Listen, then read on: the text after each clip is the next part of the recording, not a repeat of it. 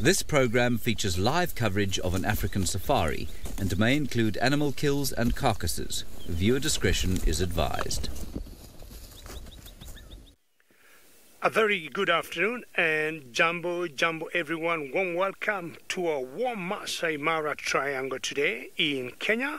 And we are excited to have all of you on board today. And number one and most important, Happy New Year. Happy New Year to all of you. Happy New Year from the SafariLive team, from the SafariLive family. We are saying Happy New Year to all of you. And the topics there have welcomed us in such warm afternoon. Hello everyone, my name is David.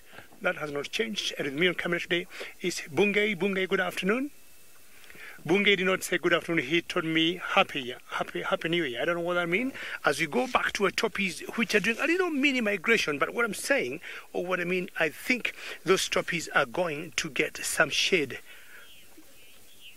They're going to get some shade for themselves. And Bungei says Happy New Year to the whole team, wherever they are. And it's pretty warm. It's 29 degrees Celsius here in the Mara. 84 degrees, 29 degrees here in the Mara, so it's pretty warm, and about 84 degrees Fahrenheit. But we'll be here, and as I said, those topics to me look like they're going under those trees to get some shade, or maybe to have a drink. Just like we did last year, nice people, ladies and gentlemen, remember our drives are always very interactive, so all your comments, all your questions from last year, if you want to bring them to 2019, you're very welcome. And as usual, hashtag SafariLive on Twitter. Now, this one particular antelope that we're seeing as our first animal today, I would want to tell you, we do not have it in South Africa, in Juma. We have a cousin of it that is called the Sesebe. But apart from little differences in colors, everything else remains the same.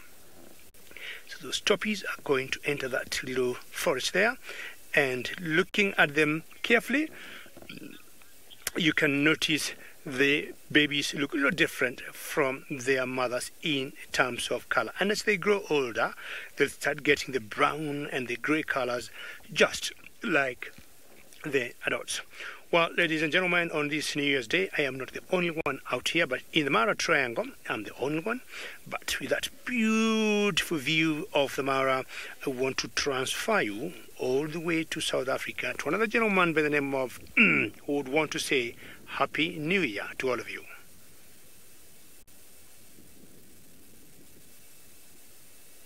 Good afternoon, everybody, and it's so awesome and amazing to be with you this afternoon. It's the second drive of this year, 2019, and Happy New Year. It's also the first afternoon drive of this year. My name is Oli. Joining me behind the camera is Davisito and Uncle Steve. Welcome to SafariLive. For any questions and comments, don't hesitate, don't be shy, don't be scared. Hit that button on hashtag SafariLive on Twitter and YouTube chat stream. My plan for today is to look for zebras, but I haven't found any zebras yet, but hopefully I will see some zebras this afternoon. We are coming to you live in the Kruger National Park in Sabisand, South Africa. And the other thing I want to tell you about this afternoon is about my culture, the diversity of my culture. I will not talk about everything that is included in my culture. I will talk about the male circumcision, that's male initiation school that is happening each and every after 3 years. So I will drive forward and see what else we can find.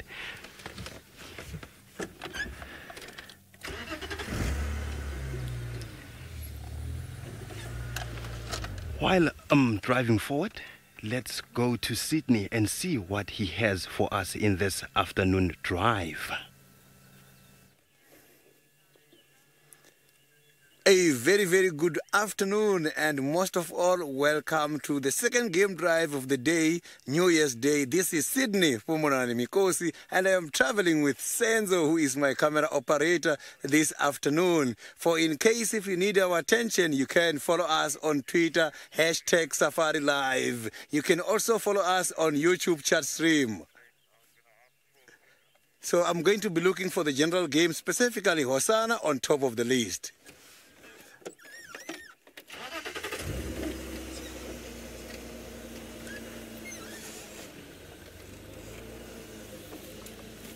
So here where I am is an area where we have left him this morning, and hopefully he's still in the area. But I saw some nyalas. They are right here. You can see down the drainage, I've got the nyalas there. And these nyalas, I can promise you at the moment, they are very much relaxed. There is no sign of any predator here. But you know, as usual, the predators such as leopard, they prefer the concealment. Apologies for the poll. I've got a roof with me again as the rain is promising. We don't want to get caught by the rain this afternoon, so we are just planning ahead. Linda, same to you. Happy New Year, and Happy New Year to everybody, all the viewers. This is the beginning of 2019. Hopefully, we are going to bring you quite a lot of interesting activities on these animals this year. So we are now going to carry on further and see if we can find Hosanna. So now let's cross over to David, a lucky man who found the leopard mating this morning. But now he's got something different. Very good, Hosanna. Very good, rather, Sydney. I think today you're lucky because you caught up with Hosanna at one point. And that is my favorite leopard, I would say, because he is the chief of Juma. And it was my first leopard to see in Juma a couple of months ago. Well, we got a buffalo here, and I do not remember the last time I saw a leopard bringing down a buffalo. I don't think that's possible, unless you get those very big males like Tingana, who would bring down baby buffaloes. Now, we've got two males here. There's one that you see eating there, and there's another one behind him. And if you look carefully, they're full of mud. I can't remember which viewer 2 or 3 days ago who told me we should change the name of these buffaloes and call them the Muddy Boys because they're full of mud. And I thought, oops, time for poo break, a bit healthy. And you can see when it comes out, it's very loose, just for like the cows. They tend to drink a lot of water, buffaloes. So I told that viewer I call them the Dagger Boys. But the viewer told me we should change that name and start calling them the Muddy Boys. That would happen mainly for the males. They do a lot of mud wallowing, and when they come out, that's how they look like. It is truly muddy. Em says it is truly muddy. Em says it's final control. And we'll always think the mud will always help them to keep them cool a little bit, because quite warm. Sebastian, you'd wonder how old this buffalo is, and I would say he's over 15 years. That's the guess I would guess. They will live 20, 22 years. So I would say he's definitely over 15 or maybe 16. That's a guess. Because what happens, Sebastian, with the buffaloes, once the males get a little bit tired, the females, and I have never understood why, they'll always show them the door. And they tend to live on their own. So it would mean maybe they have, outlived their usefulness in the herd, and they end up either living as a coalition or a group or a herd of males, I would say. So I would guess definitely he is over 15, maybe 16, going to his late 20s, becoming a very senior citizen. And that is having a poo break there. It's such a coincidence. The other one just had one. And Sebastian, these are the buffaloes that cause us very big concern in Africa. When you hear people have been hurt or killed by buffaloes, 9 out of 10 times it's always the males. Because in general, they're always very grumpy. Sebastian, you're so used to living with people, be it a wife or children or friends or brothers and sisters. And then 1 minute, all the people show you the door.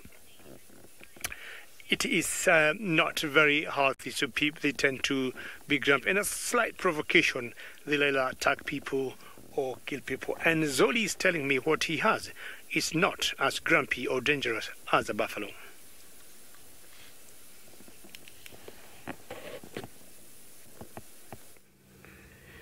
Welcome back on SafariLive. We are 100% live. Now we are looking at the buffalo thorn tree, which is also called Ziziphus mucronata in its botanical name.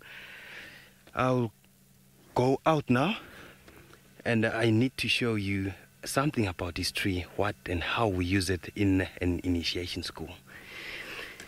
It's so useful, this tree, because it really helps when it comes to safety reasons.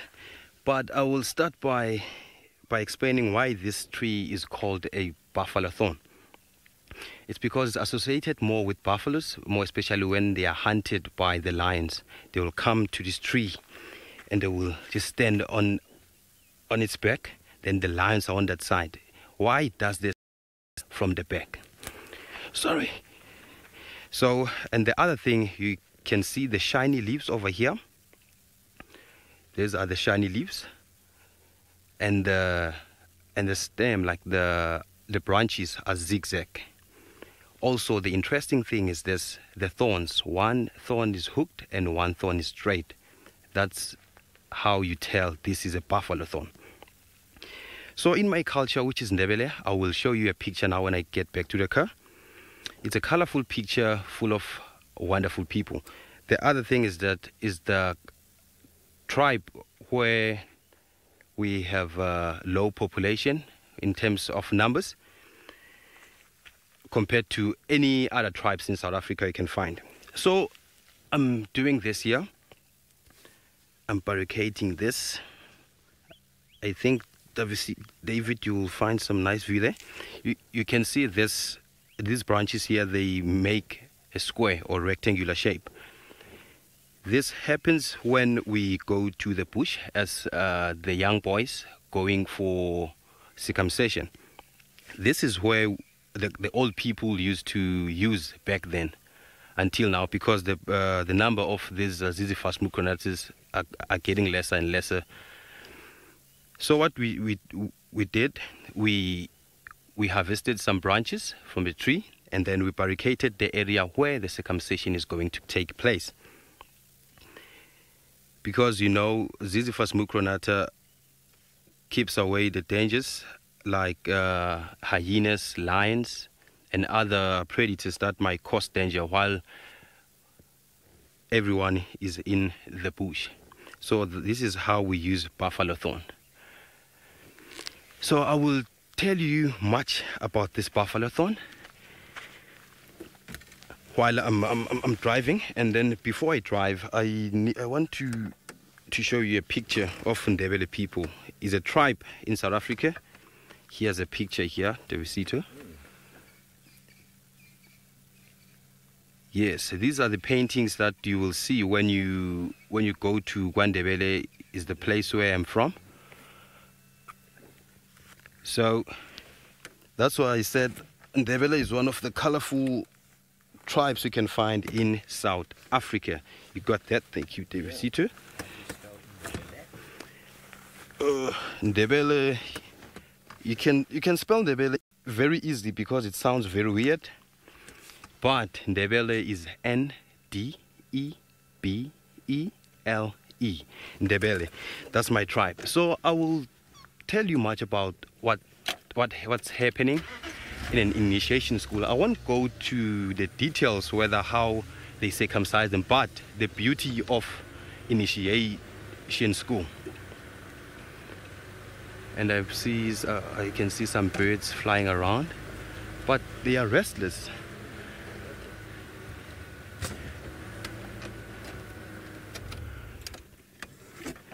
Oh, while I'm trying by all means to check who's these birds or what are these birds, let's go to the Mara and see what David is up to.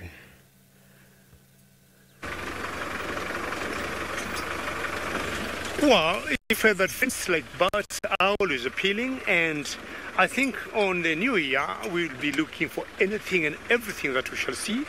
And I might be a bit lucky than the Juma team, because I'll stop here.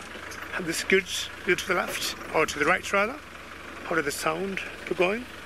And we might be having our first cut from the Mara Triangle in Kenya. And I hope this is not a bad idea. And forget about those cars that are there. They are trying to steal our sighting. And look at that. So this is my first lioness this afternoon on New Year's Day. And for those of you who might be joining us now. To all of you, happy New Year from the Safari Live family. And we got one lioness that belongs to the Olololo pride.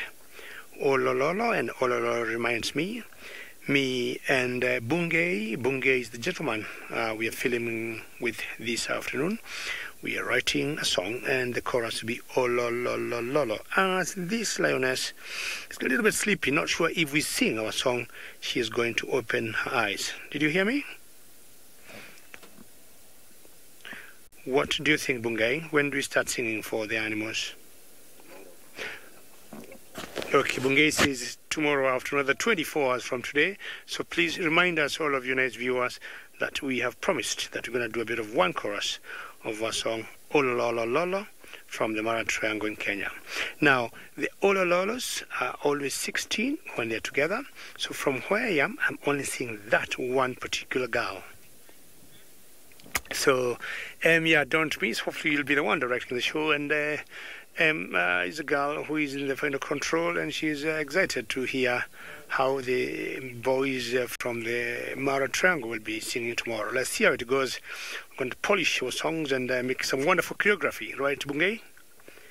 Well, I don't know where the others are, but because I said that it's pretty warm here in the Mara, she could be courageous to be out in the sun with this heat of the day. So what would happen is the rest, chances are they could be rather in the bushes there, while there's another one out there. Is she a girl or a boy? And she's looking at us straight, because in this particular, oh, this big, wow, should have yawned better than that. Can you please yawn again? Yes, and in the final control says the ears look like of Mickey Mouse, and the good lions definitely need those ears to be able to catch any sounds or calls they'll get. But also, if you look behind the lion's ears in general, they've got some little black marks or black markings, which will always make it easier for them to follow each other, or what we call the follow me sign. Laurie, you'd like to know how much a fully grown lioness should weigh. Say 190 kilograms. So let's just round it to 200. So we'd say about anything 420 pounds. 420 pounds. That's good, you're there. That's what I would say it would weigh, depending whether you do imperial Laurie or metric system. And most of the boys are 450, and the very big heavy ones could be up to 500 pounds, or about 230, 240 kilos. We got 3 males around this area that we call the Kichwa males. Oops, another yawn. Wonderful. You got some wonderful teeth. I would guess from the color of those teeth, this girl will be maybe 8, 9 years. As they get older, their teeth become more yellowy. Please give us another yawn. So yeah, males in general will be a lot heavier than females, and that applies to all the cats. I might have missed something there, Em. It's time to... Definitely, you're right. Yes, I agree with you. She must have stayed late, and she's still recovering from a night outing, because I wonder why she is here with the other sister or the other first cousin, and the rest are not here. So definitely she needs maybe tonight to sleep early and face the 2019 in style. It's very nice welcome for these two lionesses to welcome us on the new year. You know, yawn again maybe? So remember, as we said earlier, we love questions. Rosalind, good question. What would happen is every lioness may differ from the other in one way or the other. The some, when they go hunting, will always Rosalind pick them up as the lead females when they go hunting. The others that when it comes to the defense of the pride, you will note the particular lioness that looks like this, the particular lioness that limps, the particular lioness that have got half tail, or the particular lioness that got a torn tail is always the first to go in defense of the pride. So yeah, Rosalind, just to answer you, all lionesses behave differently. Sorry about those two cars there, but they're also wonderful people enjoying these lionesses on the new year. And Rosalind, the same case would happen to the males. When you see males, for example, the coalition males I'm talking around, that's around this area, called the Kichwa males. There are 3 boys. One, we call one half-tail, we call the other one Fang, and the third one, you'll notice of the 3, half-tail is always more aggressive than the other 2 when it comes to hunting, when it comes to reacting to anything they don't like hyenas. So half-tail is always fast out to look at things. So yeah, just to answer you, all of them have very distinct personalities. Hello, lioness. The sleep is gone now. So, whoops, did I tell you to just close your eyes?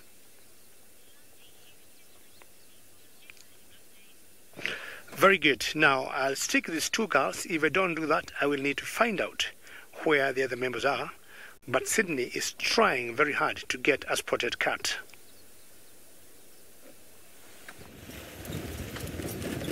The leopard trekking has already started. I am now around the Twinsdam Road, heading much more towards again the Twinsdam, as the tracks has just disappeared towards that side. Hopefully somewhere I might be lucky and get some of these animals somewhere there.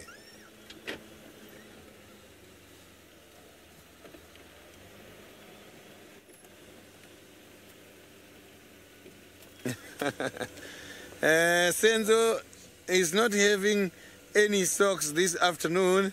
I can see that this new year is changing Senzo. It's no longer interested on socks anymore. Today is just in this vehicle barefooted. You can see there. He's claiming that it's brown socks, but he doesn't have anything, I'm telling you.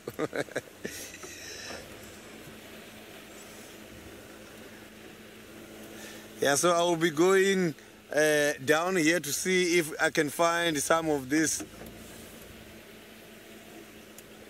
So now let's quickly cross over back to Koli and see what is happening.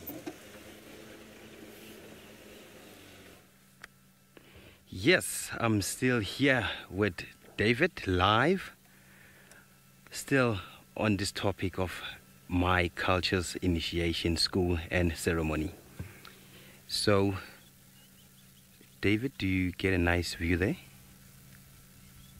Yes, these people you see here in the picture are the boys.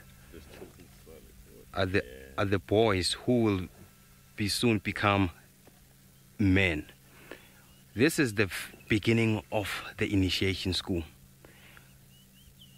They are from their homes, and then they have to paint themselves a little bit so that they will be seen that these are the males that are going to initiation school. And then they must cover themselves with the blanket so that they won't be able to look back. Because if you go into initiation school, you don't have to look back. You have to go forward and be prepared of what you will be doing there. So I'm next to a termite mound. I will go out just for a few seconds and see and show you how this painting is done. In the olden days, they used to use this termite mound, especially this soil type. It's white. I know some of you will be scared, but don't be scared, please. I'm doing this. Are you prepared? Are you guys prepared?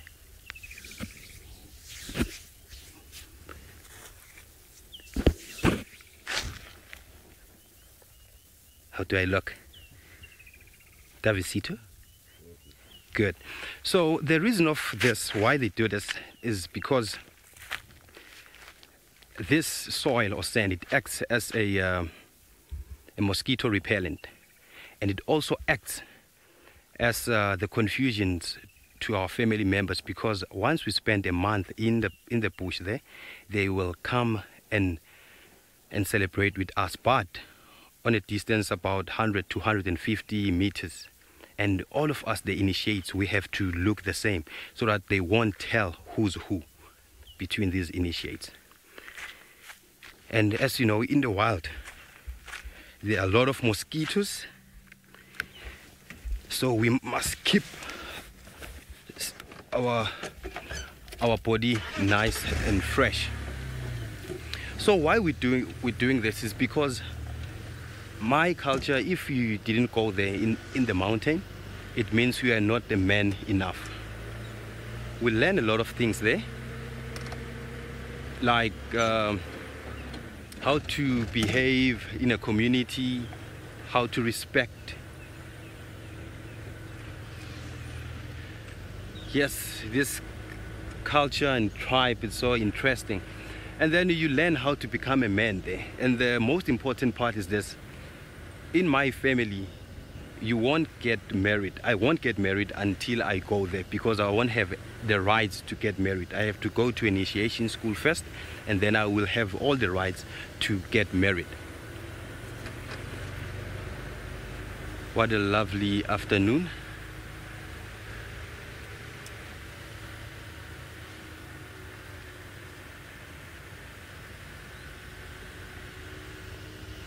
I didn't get the question right there.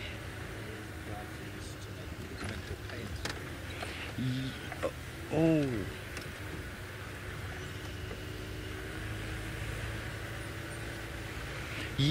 Yes, Tom. What a nice question there. Yes, there are any plants to make any pigment, but in most cases we don't use plants. Because we really need to conserve the area where the initiation takes place.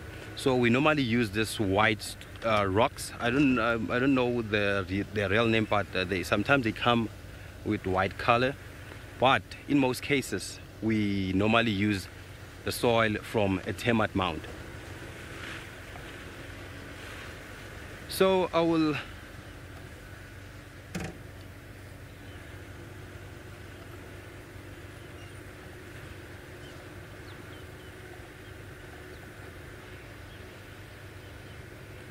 how old is the Indebele tribe king? I'm not sure, but I was reading some information on the internet. It's so confusing because there are 3 tribes of Ndebeles in Africa. Because the Ndebeles, the ones you find in Zimbabwe, Matebele land. The second one in South Africa, we find 2 Ndebeles there, which is Nzunza and Manala. But I am in Nzunza, I'm not a Manala. The Nzunza ones, you find them around Pretoria in Gauteng. That's northeast of South Africa. And then us Nzunzas, you find us far southeast. And then for you to go there, to qualify to go to an initiation school, you have to be above 18. Or if you want to, you can go after you finish your studies, like your grade 12 or your university studies. It depends. There's no problem even if you go there if you are old. There's no age limit. But nowadays, people, they go there illegally and people, they make their illegal initiation without being registered to the department. So while I'm driving around trying to figure out what I'm gonna tell you next about my tribe and the initiation topic, let's go and see what he has for us. Very good, Zoli. You need to keep driving around, because it is by driving around you'll see something interesting. As Sydney has taught me always, keep driving, keep walking, keep looking, because this bush of ours is always full of surprises, is always very unpredictable. You will never know what you'll see next door, around the corner. And when we were watching those 2 buffaloes there, I had no idea that in the next 2 minutes I would be watching some lions, because they were very close. About a week ago, we had a very interesting drama, not very far from that area, where we had the same pride, the Olololo, and about 11 of them, and a bachelor of some boys, some male buffaloes. And it seemed initially the Olololos wanted to bring down a buffalo, and the buffaloes were not ready to be brought down by the lions. Most of the lions, or the members of the Olololos, they are youngsters, and this is a small group of 7 youngsters, 7 young males, and I would think they are very inexperienced. So their planning was not very well executed, and we had 2 buffaloes or 2 males that kept intimidating them. At one point, I think either the parents or the youngsters thought this is a very big risk to take, and they took off. Anyhow, we have been having the migration. I'm talking about wildebeest and zebras, which are not here now. Most of them have gone back to Tanzania, and our cats have been left with only one choice: to either hunt the big and dangerous game like buffaloes or giraffes, and sometimes they'll be forced to hunt elands. So they have to be very careful. They have to calculate, do they take a chance or they don't. Now, we've got some elephants here. I'm trying to get a good angle for Bungay. What do you think, Ango? Do I go a little up there? Let me see how this will look like. Hold on, Bungay. Don't panic. All good. All good. How does that look?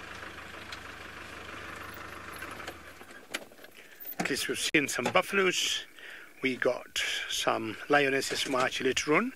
And now I think we got some ellies, which is not a bad thing for the new year. And the light, yeah, as M says in the final control, is just fantastic. Now, one thing you're going to pick is look at the ears of those elephants and tell me what you see. That just justifies what I was talking about. The temperatures are quite high. When we started, it was about 84 degrees Fahrenheit, 29 degrees Celsius. I think it might have gone up a little bit higher. So most likely we could be doing almost 90. I'm trying to guess, because elephants will always use their ears to cool off, and you can see the rate of flapping of those ellies. It tells you truly it's quite warm where we are. But knowing how much they eat, they're not going to sacrifice their food because of the heat. Look at the youngsters. The youngsters, to me, warm up much faster than the adults. Mrs. Lapwing, Happy New Year, Mrs. Lapwing. Always such a pleasure to hear your name. And this is a very good scenery, as you say. And that's a great comment. Many thanks. And you could not ask for any better scenery than this one on a New Year. Just look at that. I'm happy Mrs. Lapwing you're enjoying. And the escarpment you see back there, Mrs. Lapwing, that is where we live. Our camp is right on top. Sebastian, you would like to know that elephants have territories. No, they do not have territories. Elephants will be here today. Tomorrow they'll be another 20 kilometers from here. And maybe the day after, another 20 kilometers from here, total 40 kilometers. We can vaguely say elephants have kind of huge home ranges, but they do not have territories at all. The only other big animals of this size that I would compare that could in one or the other have territories are rhinos, and more so the black rhinos. But ellies will always keep moving from one area to another. I initially thought that baby wanted to nurse, but the mother moved on. And look at her ears. Look at how sweet she is, flapping her little ears in the grass. Look at that.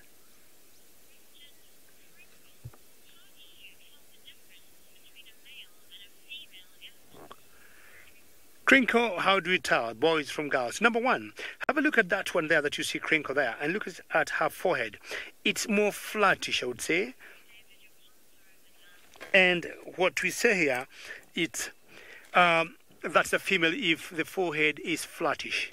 But if you look at the males, they'll always have rounded foreheads. But in general, when you want to be 100% sure, you look between the front legs and not the back legs, because looking at the genitalia of both sexes, males and females, it's almost impossible to tell a male from a female. But if you look between the front legs, of course, you're going to see the mammary glands. And unlike all the other big mammals, the ellies, the females, have their mammary glands between the front legs and not between the hind legs. And of course, if you go missing them, on any particular ellie, you'll assume definitely that is a male. Sometimes, of course, you might get females that got pretty small, mammary glands, and maybe confuse them. But those are two things we look for.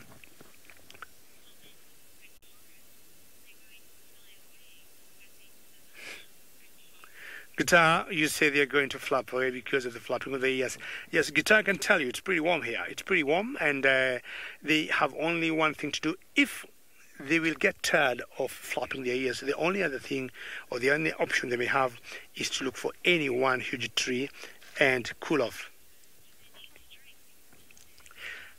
James, very good question. How much water do they need to drink in a day? It depends, of course, on the age, the size of an elephant, but sometimes anything 50 to 80 gallons of water, they'd be taking 50 to 80 gallons of water per day. So that's how much water they need to take, and that also helps them to cool off. Helps also in digestion. And as Gita said, the flapping here might make them flap, fly away. But they have no choice now. The elephant ears are like the car radiators. All the cooling of the blood is always pumped there by the heart. And you see the large surface area of the ears, it helps also to dissipate the heat or the temperatures. And then, of course, by flapping, it's like a fan. You know how the fans work. I'm not sure if you've seen some, we usually see some of the tourists who will come to Africa holding a small little fan, and they keep fanning themselves. So this is exactly what the elis do, the same effect here of trying to cool off. This is so wonderful to see on a new year. Small family. You can also sometimes get bigger families. Well, Zoli, I'm sure you are working hard to keep entertaining us, and I'm trying to get a different angle to see these elis or look for something else. Let us know. How are you doing? Yes, I'm sitting right next to a water hole. Why I'm doing this, it's overcast, but it's so hot. Whew, it's about 33 degrees Celsius. That's approximately 91 degrees Fahrenheit. So about the question earlier about my culture, how old is my culture, there's no proper information about it, because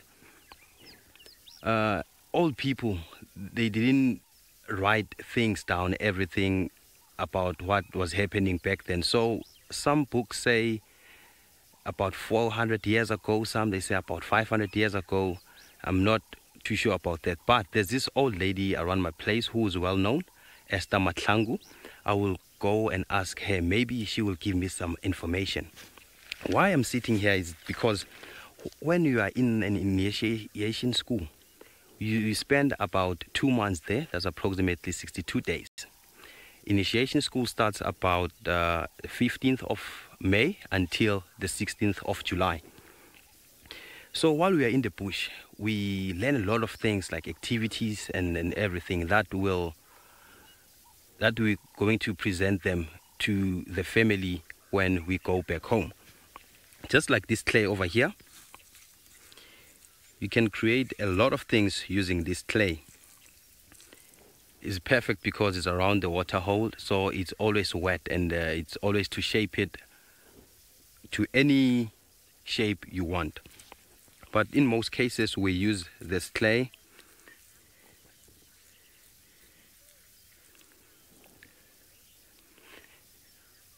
Yes, that's true, Mrs. Lapwing. It's so great because that keeps the culture alive and proceed for the rest of the coming generation. So what I'm doing here is it's anything that might come into your mind that will reflect your time in the bush. So this clay here is wet, but I'm trying to create a cow. And the interesting thing about this cow, I will create it, and the horns, I will use the thorns. But now I don't have the thorns nearby. I will take this clay with me in the car, and then I will shape it well so that you will see the outcome of this clay. So I'm taking my clay with me now, and see what else I will show you in this. So we do this because we appreciate our time in the bush, and then what happens is you let this thing dry up, and then you give it to your young one, or your youngest brother or sister or cousin. So Oh, I'm dirty. Let me quickly go and wash my hands, but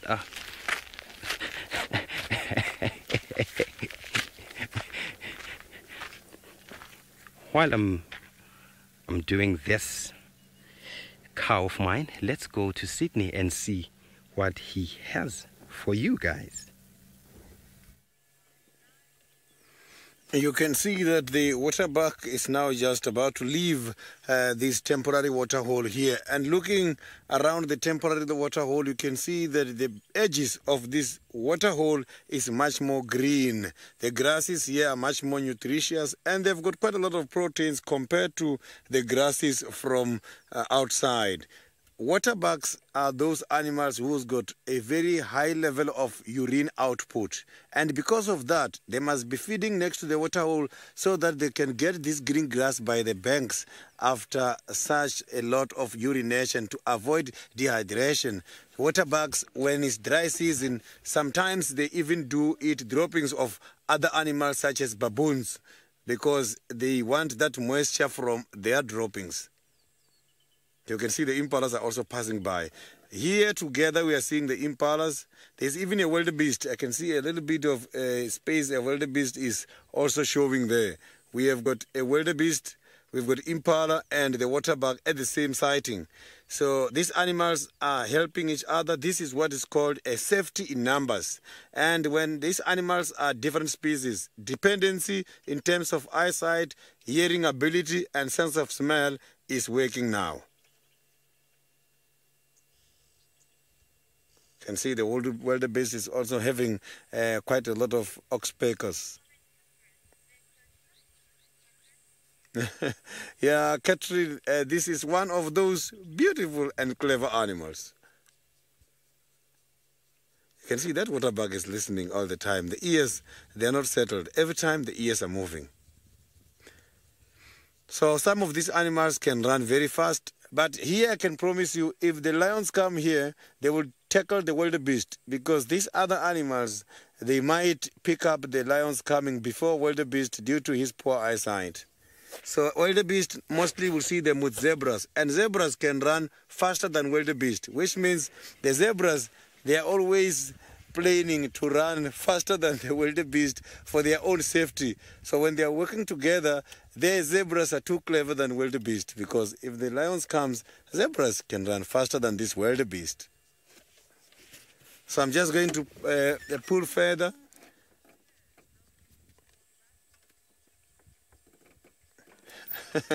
That is quite a very interesting question. Okay, now let me give you the following example. I'm going to illustrate more on this.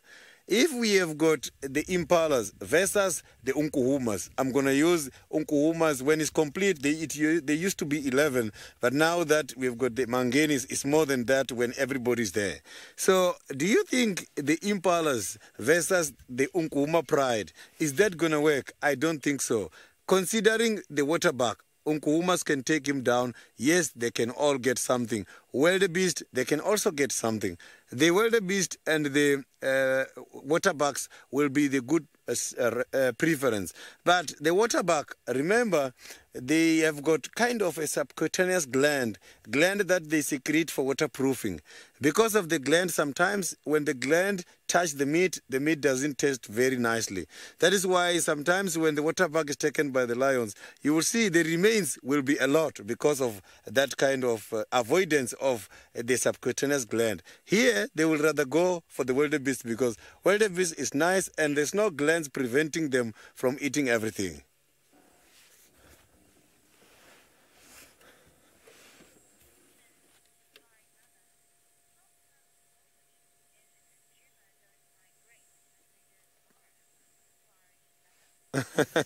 Safari lover, what a great question on a very great day, the New Year's Day.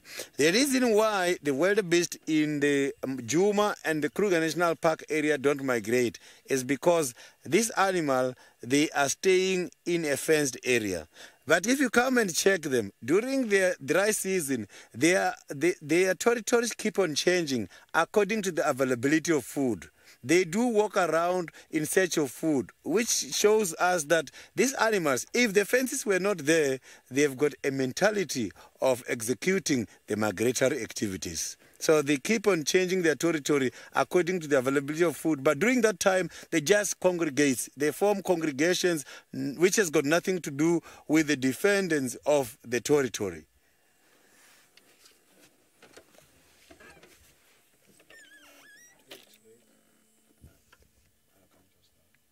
So you can see that the wildebeest is there.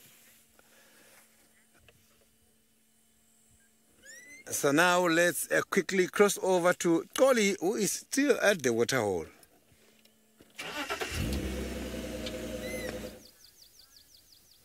Yes, I'm still here next to the waterhole.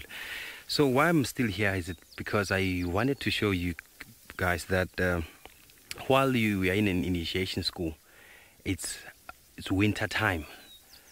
That in South Africa from May to June, that's winter, freezing cold.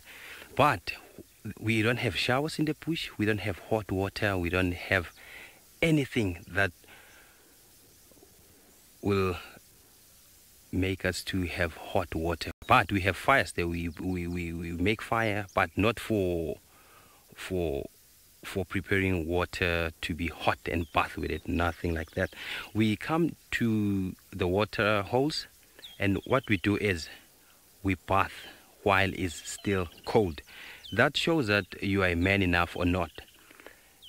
So we normally come and do this. This is a nice trick. I know this water doesn't look any good, but they are healthy for me to bath, not to drink. So this bathing sessions, it happens during early morning around 3 a.m. to 3:30 a.m. So it's freezing cold. And then, but once you are inside here, it is very early, but once you are inside this water hole, you will get warmer and warmer and warmer. But the problem is going to be when you're coming out, it's going to be freezing cold because you only have your blanket with you. And sometimes we use blankets inside our barricaded places there. We don't use blankets when we're coming out here. So they trying to teach us on how to persevere and how being a proper man. So the other thing we do is to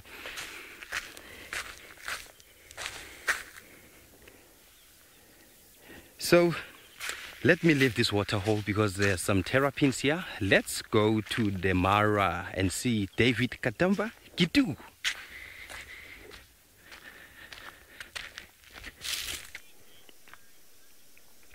Well, water holes sometimes will always bring some good luck, because this giraffe is standing on a water hole that I cannot see.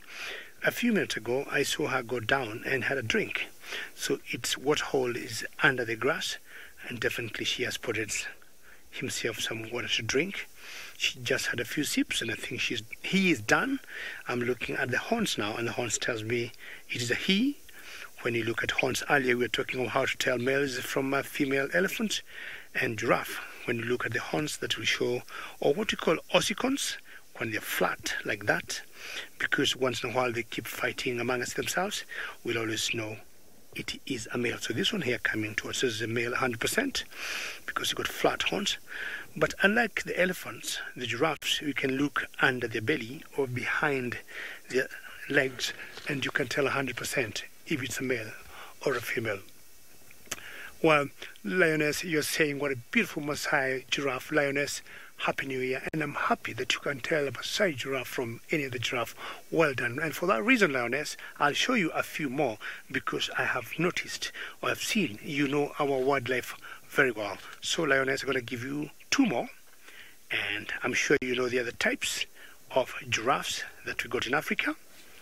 We also got the southern giraffe, and we got the northern giraffe, and I'm sure you know we've got the lenticular giraffe. And that's very nice to see. Now, Lioness, I'm sure you know giraffes are browsers, and of course all the other viewers, and because they're browsers, They tend to eat leaves, small little twigs, and they got no business eating grass. Very unusual. I don't remember when I saw a giraffe feeding on grass.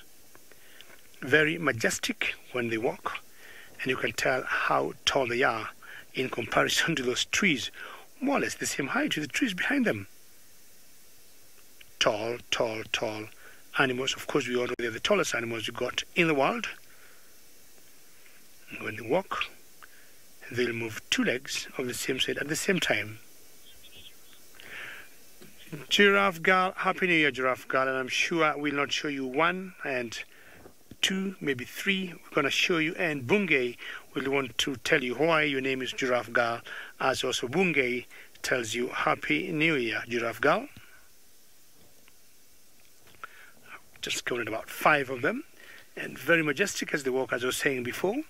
They always move two legs of one side at the same time. So giraffe girl, 1, 2, 3, 4, 5. The good news always, yes, always good to see giraffes. The good news, happy new year, the good news, and always a pleasure to hear your name, just like giraffe girl.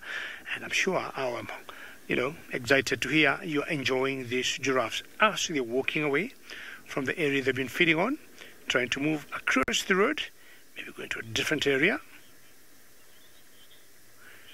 Becky, you say they walk like hyenas, and that could be very interesting to say they walk. Well, I've always thought it's not only giraffes that amble, but people have always said, well, giraffes do amble, and ambling means moving two legs of one side at the same time. But I would agree with you, if you look also at a hyena, they also walk the same way.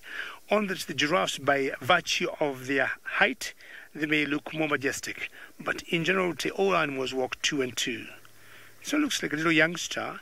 And either he wants, a little shrub there, or a little plant that she wants to pick a few leaves from it.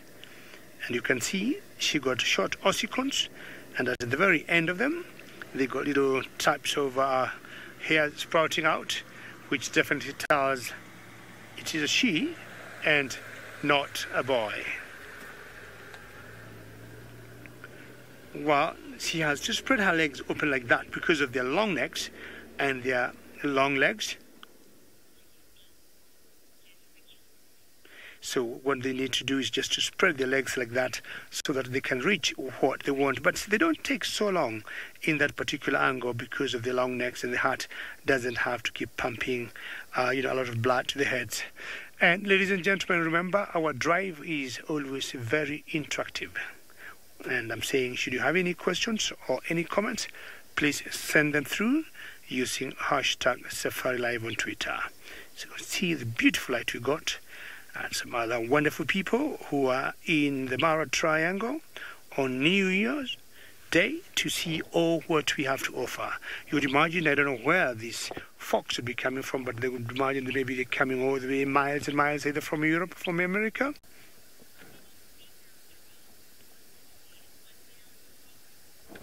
Sinak, how many female giraffes should be? That would depend. And I can tell you, Sinak, here, I have counted 3 males and 8 girls. 3 males and 8 girls. And the very first one we saw, I want at one point Bungay to swing his camera to the right, because we got one huge male, and maybe sorry if my head going to show up. My head is not looking very bad on this New Year of 2019. Sinak, to me, that is the oldest male I've seen in this particular herd. I've counted 3 males, and this one looks to be the largest in size. And I might be wrong, but I would guess he could be the dominant in this particular herd of giraffes. So 8 females in a herd of giraffe, it's very normal, Sinak. And Sinak, happy new year. Very majestic when they walk.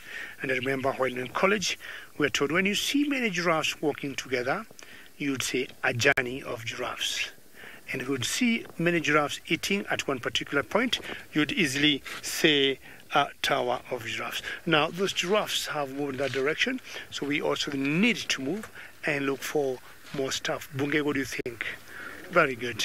Now, I just have to wait for one car behind me to pass, and then I'll be able to pass and you don't crash them. All right, why don't you go to Niconico as I move on to look for other things?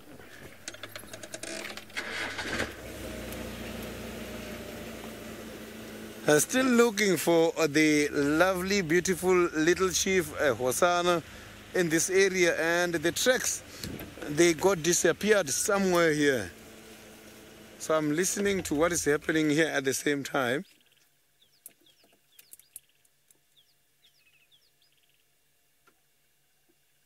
It's very much quiet at the moment. The birds are not even calling against his presence, but I can promise you he's somewhere here in this block. So I'm just gonna quickly go check the tree house them and see if he's not there.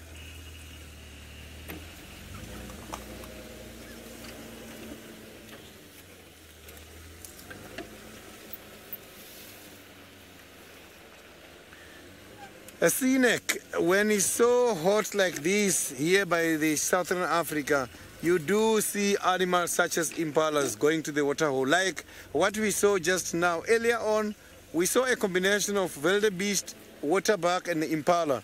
That sighting was at the water hole, but it was just a small water hole which is still having water. They were drinking now because it's too hot at the moment. So, but normally, animals, they go and drink between 9:30 and 11:30 in the morning, and late afternoon, you will see them from 4 o'clock going to drink.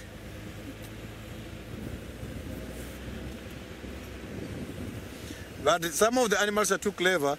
They can go and drink midday because they know midday is when the activities of the predators are too restricted because of the sun. So animals, they learn and they adapt and use different ways in order to avoid encounters with the predators.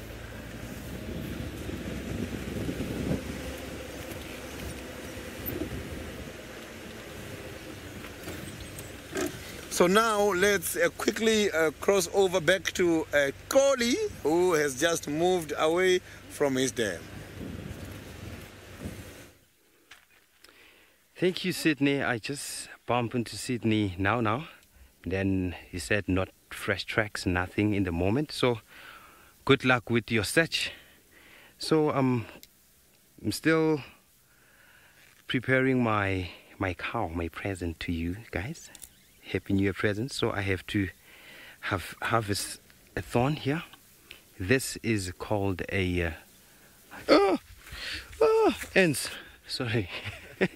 This is a red thorn tree. It's one of the Vachilias. You can see the white straight thorns.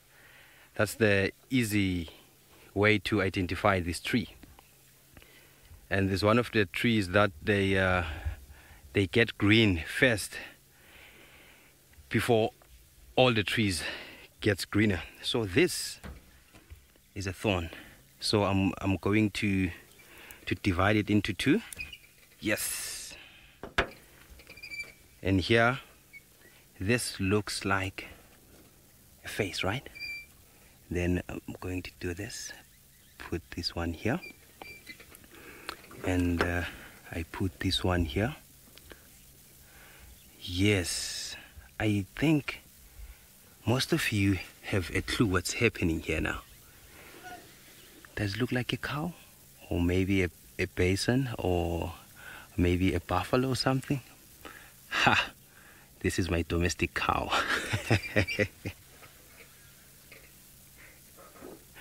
Yes.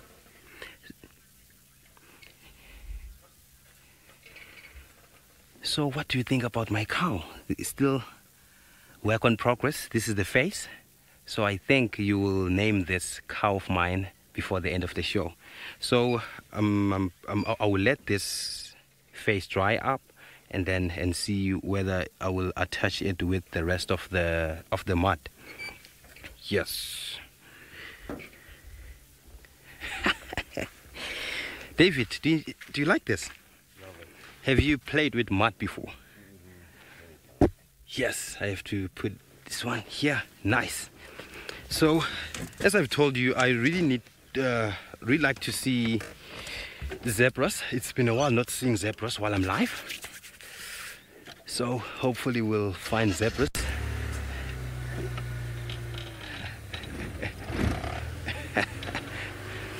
I'm still searching for the body parts of my cow. So while I'm still doing that, let's go to David in the Mara. He has a bird for us. Well, hopefully you're going to get some zebras. Zebras are black and white, and my small little bird here is also black and white. What a coincidence. But I think we're going to get a few coincidences today, being the first day of 2019. Now, this particular bird here is called a pin-tailed wider. Pin-tailed wider, and it is a boy. It is a boy because he got a red beak, and as much as we can't see at the moment, he got a very long black tail, and that tail could be like 3 times the size of his body. Not sure he wants to fly away or he wants to turn around, and if you look carefully behind him, you can see the tail I'm talking about. It's a little bit of black through that green plant there, but it's got a pin-tailed wider, and thank you, Bungay, and it's a male, because when you see females, they are very different from the males.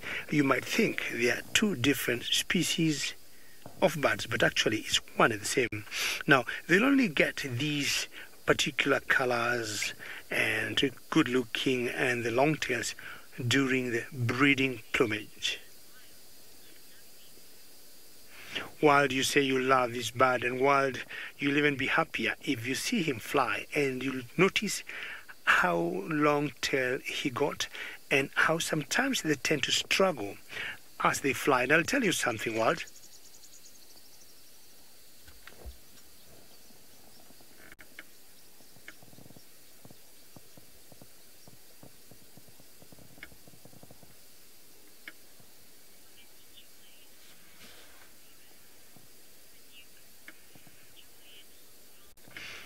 Joy in Hong Kong.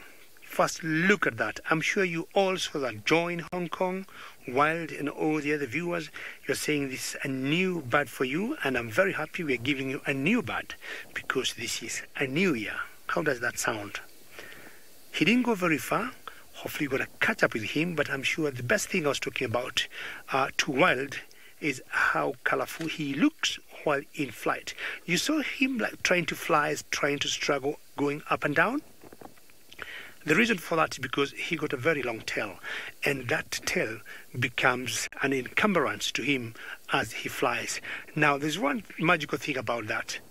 All the females, all the girls of this particular species of bird, they will always love him. Because when they look at how he struggles to fly and he makes it, when they look at how he gets his food, and I'm sure you all heard the call he was making, they think he is very good, because to drag such a long tail, it would mean that he is good to go and he would make very good chicks, and he got wonderful genes. Now, because he's very colorful bird, I think Sydney Mikosi got some colorful or wonderful looking mammal.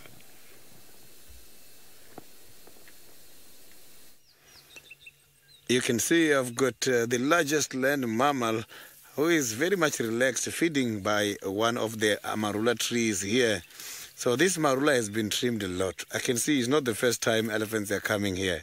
You can see how the branches of this plant, of this tree, are now growing. They are going to the side instead of going up, because the 3 branches have already been taken out. Look at that. Look at how this elephant is getting all these leaves right into their mouth. So that tusk is a very important weapon for this elephant when they're fighting. Elephants do fight amongst each other, and also when they're fighting some of the predators wanting to try their little ones. Look at that. You can see he doesn't want to just chew and swallow when it's too little. He wants to have more. You can see there by the eye that if there's some sand eye there, those kind of sand eye normally is when they've got infections. Sometimes when these kind of animals, when they are experience too much cold, you will see those things coming out. This is quite a beautiful sighting. You can even hear when he's picking the grass.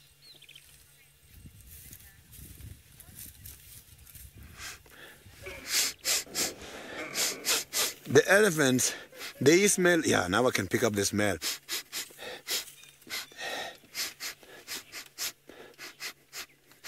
It's like the khaki boss, but when it's on mast, it's a different story. A khaki boss is one of the herbs. It's a very small plant which can grow tall, but it can produce a very strong smell. That smell, we sometimes can take those kind of trees in order to use them as a mosquito repellent. So I haven't seen any khaki boss yet here. If I see one day, I am going to show you how it looks like. In South Africa, we have got quite a lot of khaki boss, and according to some of the history, they were brought here by some of the people who visited the Australia.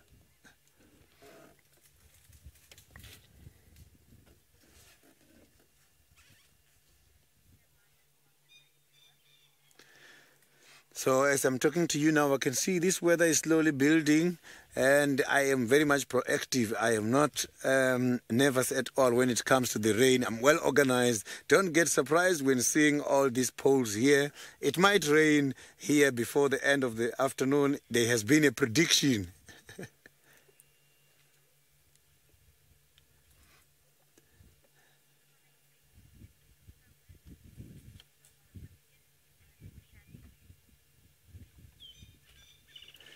Becky, I didn't get the question very well, but if the question is talking about the uses of marulas, if they can serve as a skin lotion, they can also serve as a lotion. So they can serve for quite a lot of things. It's a very good skin care. Yes, it is used in order to make oil. You can also use it for the like you said, the skin lotion. And it's a very nutritious skin lotion which prevents dehydration.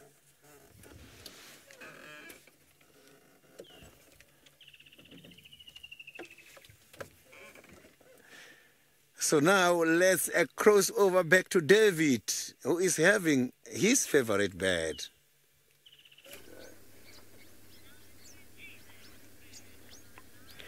Well, I got a lilac-breasted roller after having watched a pin-tailed wider. I now got a roller, and this is my favorite bird. And I've been wondering since morning whether I'll be lucky on the New Year's Day to see my favorite bird, and I think I am happy, I am full of joy, and I am done. Lilac-breasted roller, and lilac you can see on her breast there is the main color, and I'm sure that's why it was given that particular name. I would say in Africa, this is the most photographed bird by very many people, and I'm sure you'll also love it to see it on New Year. I would say why I would call my favorite bird, because she got very many colors. I could be wrong calling her she, it could be a he. When you talk of sexual dimorphism, these are the birds that will never give you any chance to tell a male from a female. Unlike the pin-tailed wider that we're just watching, and I told you 100% that was the male. Whoop, there's another right next puffle that just came in there. Did you push my favorite bird away? That was not very fair. And then what did you want to do there?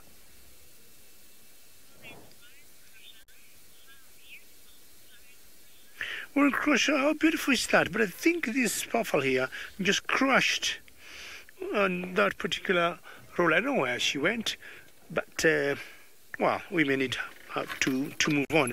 Anyhow, what I was saying before, sorry Bungay, let's see whether we can catch up with her. What I was saying before, and then there's another car behind me. Okay, let me just allow the gentleman to pass. I think he could be in a little bit of a rush. Sorry guys. Safi. Boy, fuata basi. Happy New Year, eh? Very good. Very good. So also friends of ours, they're also very excited on the New Year. So we're going to be following them up. So let's keep going, guys. Happy New Year. We'll see you next year. And they said they'll be with us next year. All right. So going back to a lilac-breasted roller, I was talking about lack of sexual dimorphism in those two rollers. My apologies for having that interruption. There are people when they see us bringing what to bring to you, they'll forget to watch what they're watching and they start looking at us.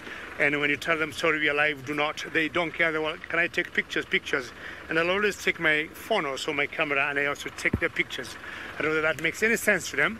So unless you see two of those rollers together, you can't tell the difference. But one thing I know for a fact, if you see the two of them together, a male and a female, the male is slightly bit larger in size than the female. That's the only way you can tell them apart. So very difficult. And I was saying the pin-tailed white-duck, just like that, you can tell a male from a female. But more so during the breeding plumage. That pink on the beak, the black and white, and that huge long tail they got. Well done for the lilac-breasted roller. I was just hoping I'll be able to see one. I am happy now.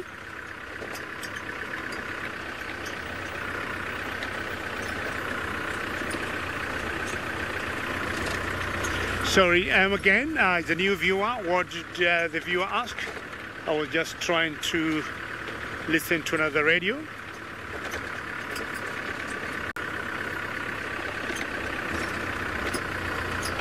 Cap, you're a new viewer, and I hear you are joining us for the first time, and you're asking what time it is. Number one, Happy New Year to you.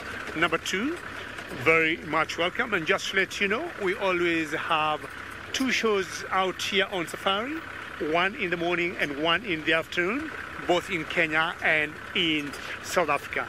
It's a wonderful 6:10 or 18:10. It's 10 minutes after 6 p.m. I don't know what time it is back home, and our drive, we'll always do them in the afternoon or early mornings because that's the time the animals are more active. We rarely go out during the day, but once in a while, when we are out during the day, we'll always send notifications on other different platforms, and our viewers will know, and you'll just watch if we have an exciting moment. But whether we have an exciting moment or not, we'll always be out every day in Kenya at about 6 o'clock in the morning and until 8 o'clock, and in South Africa 5 a.m. until about 8 o'clock Central African time. Very good. Thank you for joining us. Keep watching everyday 2 times shows, 2 good drives, and to you, Happy New Year one more time.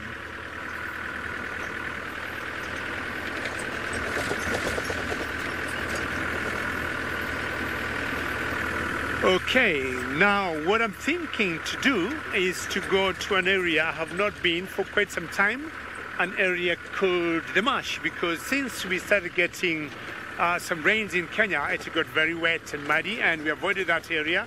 I want to venture that area and find out how it looks like, but I'm sure Jolie got plans for us.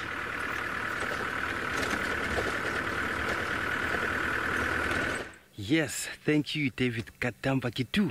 I'm right next to a marula tree.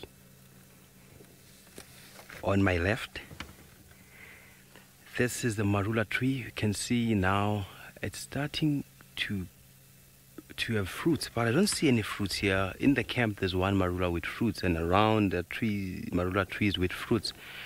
This tree is so helpful in my culture during initiation school. I'm sure most of us will be confused that why I'm talking about this tree while initiation is happening during winter season. This tree have fruits around December, January, and February. So around that time, the grandmothers will go and get the fruits which are ripened, and then they will make a traditional beer out of it. So after that, they will store that traditional beer until the ceremony. So this tree is so helpful. We rely on it very much. And it also reminds me of my goats. I have a few goats at home. So the goats have been used to make the underwear. Like we make underwear out of goat skin. I would like to show you the picture of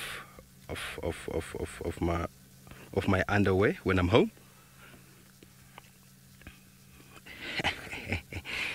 Davisito, show people the underwear that is made out of goat skin. We use this, we wear this before you go to initiation school and after you are in an initiation school. You can see there's guys over here. Yes, so it's not nice to wear an underwear that is new, because it will hurt you around this area here, and I prefer wearing used underwear because it's soft.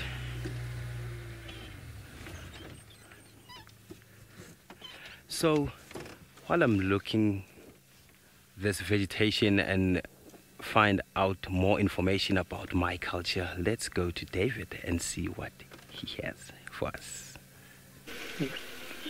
Well, ladies and gentlemen, I think things are going very well for us. From this morning, I don't want to tell you what I saw in the morning because it was a morning full of luck. Now, we got a predator here that is on the hunt, and she is preying on something. I would not know what she would be praying for, but she is stalking slowly and surely. Look at that body language, majestically turning her body back up, looking, stopping to be sure. And this one is a savocat. This is what I used to call a long time ago when I was a small kid a baby cheetah. But this is a savocat, and I think of all the cats of this size, this is my favorite. She got wonderful body pattern. And thank you, Em says beautiful. And Emma would want you to look carefully behind her head and notice she doesn't have spots. She got, the black lines there. And this reminds me of the king cheetah, and that's why I used to think it was a cross of this king cheetah and the normal cheetah, but a partner from those black lines, the three of them coming from the head to the shoulders,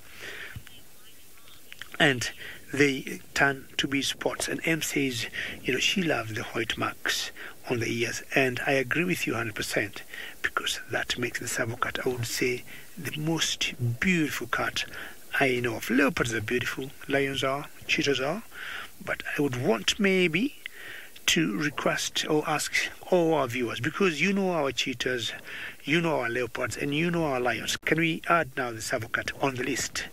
And just let me know. Let's do a poll and find out of those four cats: leopards, lions, cheetahs, and the savocat. Now, which one would you rate to be the most cutest? I mean, I do not want to influence anybody, but I'm wondering which one you do think could be the most cutest. I'm sure there are quite a number of people who have never seen a savocat, and this could be the first time. I had some viewers who saw the pintail wider, I think including Joy from Hong Kong, and they said that was the first time to see the pintail wider. I'm sure, Joy, you have seen savocats before, but let's do a poll, and using hashtag SafariLive on Twitter, just tell me of those four cats I mentioned, let me know which one you would give this percentage, and then maybe at one point M in the final control is going to round up and find out what percentage got what cat. Now, as usual, you may use hashtag SafariLive on Twitter. Chris, you're a lion guy. I will not fight you. Keep to the lion. I agree with you. Bungay apparently says he is also a lion guy. And I don't know. I want to say savocat.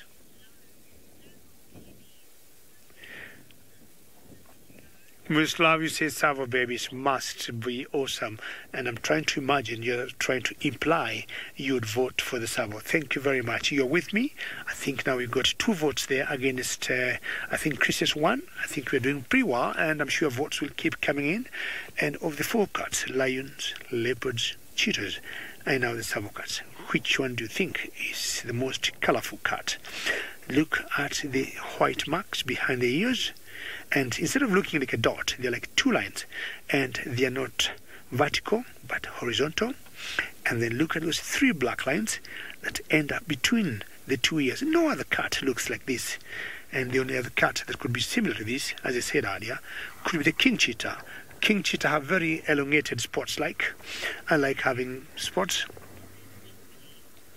Sky, now you're confusing me, my friend. Now when you see all of them equally, I do not know what you're saying, but I'm sure you're giving them each 25%, 25%. Well, that's not bad. What we'll do, Sky, you might be carrying the determining points. So if we get a draw at one point, maybe your 25% could be thrown somewhere. Well, we'll hold that, but that's also a very good comment.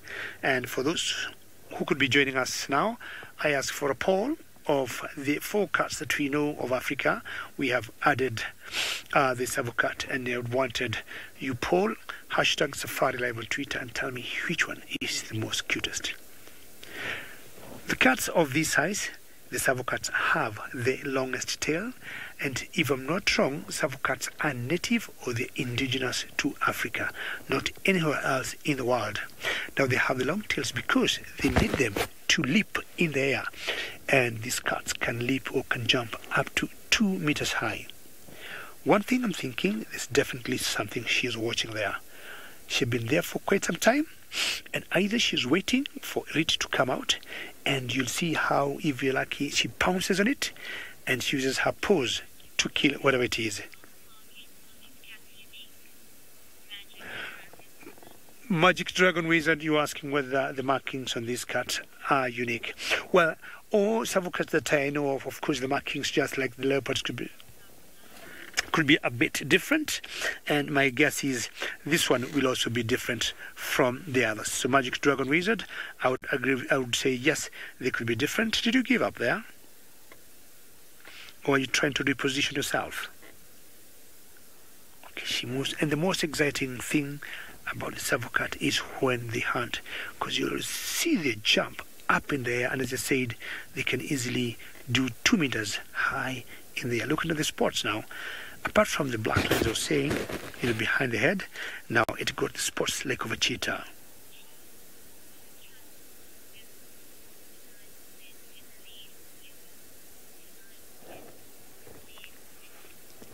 Well, ladies and gentlemen, from what I'm getting from the final control from M, she is telling me majority of the poll or the majority of the viewers are saying leopards are topping.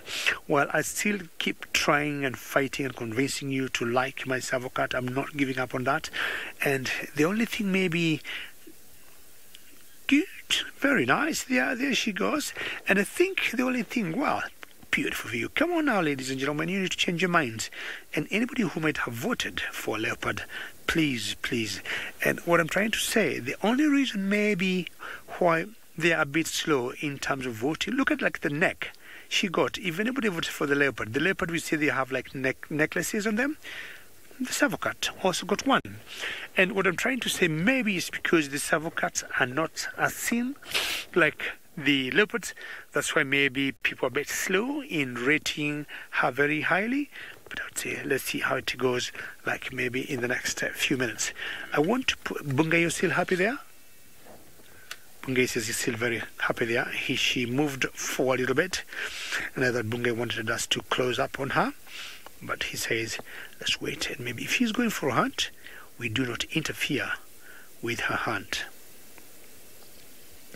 Seeing cubs of this cat would be amazing.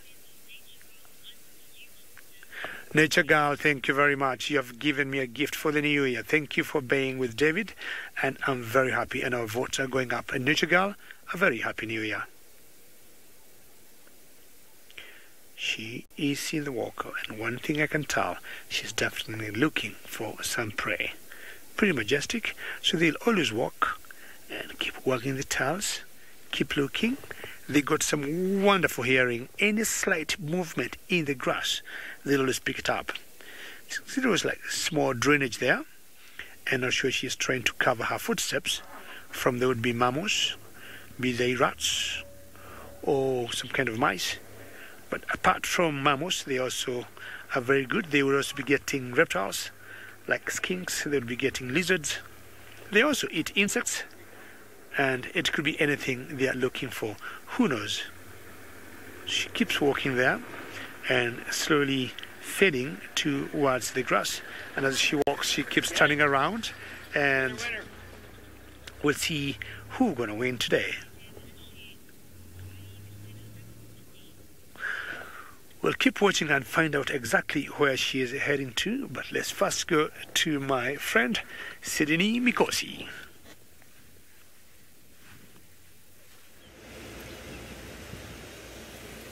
I am still battling to find Hosanna's tracks here, and I've been checking and gone past somewhere here on the road. The track has been destroyed. It's not to see if he went to this block or still at the same block we left him this morning.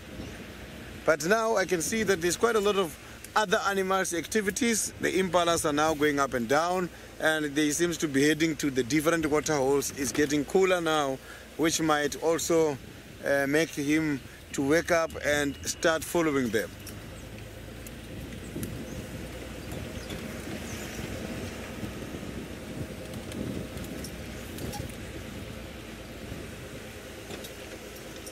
So we might find him hunting here. And the interesting part is, right here where we are looking for him, it is also the last area we have seen Tingana. He also got disappeared for a few days in the same area, Hosanna here. And I'm sure he had a kill somewhere. And now Tingana disappeared at the same place for the past few days. I'm not going to be surprised if instead of finding Hosanna, we find Tingana.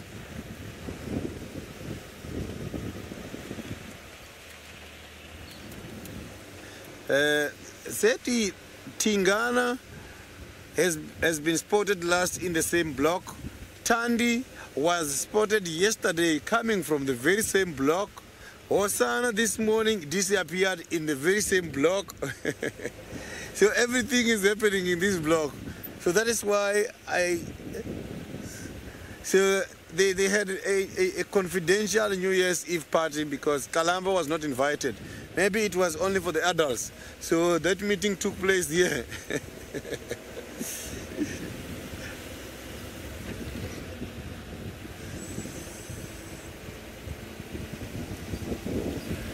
Yeah, it's difficult to see him coming out here. But let's hope for the best. I'm going to go now and look for something else. Maybe we might be lucky with Hukumuri.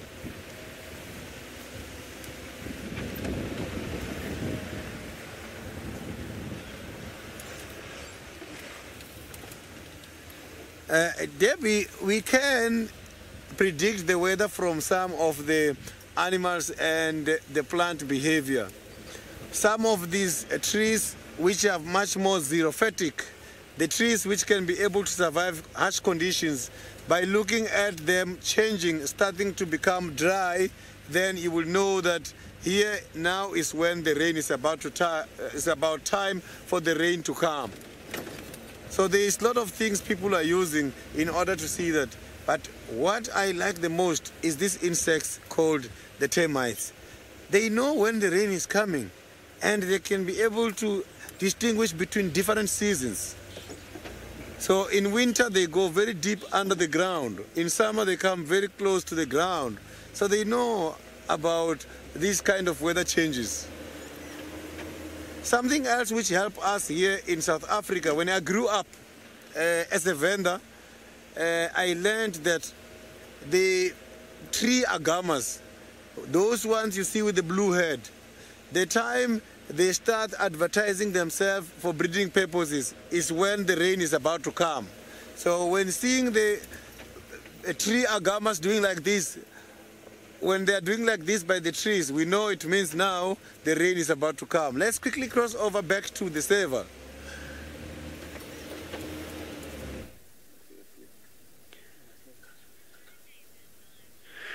Well, the Savuka decided to come on the road, so she's coming on the road, then back to the side of the road, back to the grasses, and she has been scent marking. Did you now decide to disappear on a New Year? And I mean, I could not ask for a better day than today, for New Year, because this morning I had 2 leopards mating, I had a lion, and of course the normal game. And this afternoon I have seen my favorite bird, a couple of elephants flopping, and now I got a very hungry Savocat. Only that luck is not smiling to her on this New Year's Day, but I'm sure before long she might be catching something for her dinner to go and celebrate the New Year's Day in style. See how majestic they are. Now, savocats are always very patient, just like the leopards, I would say. So they need to go look, spot a prey, and then just either stalk or pounce.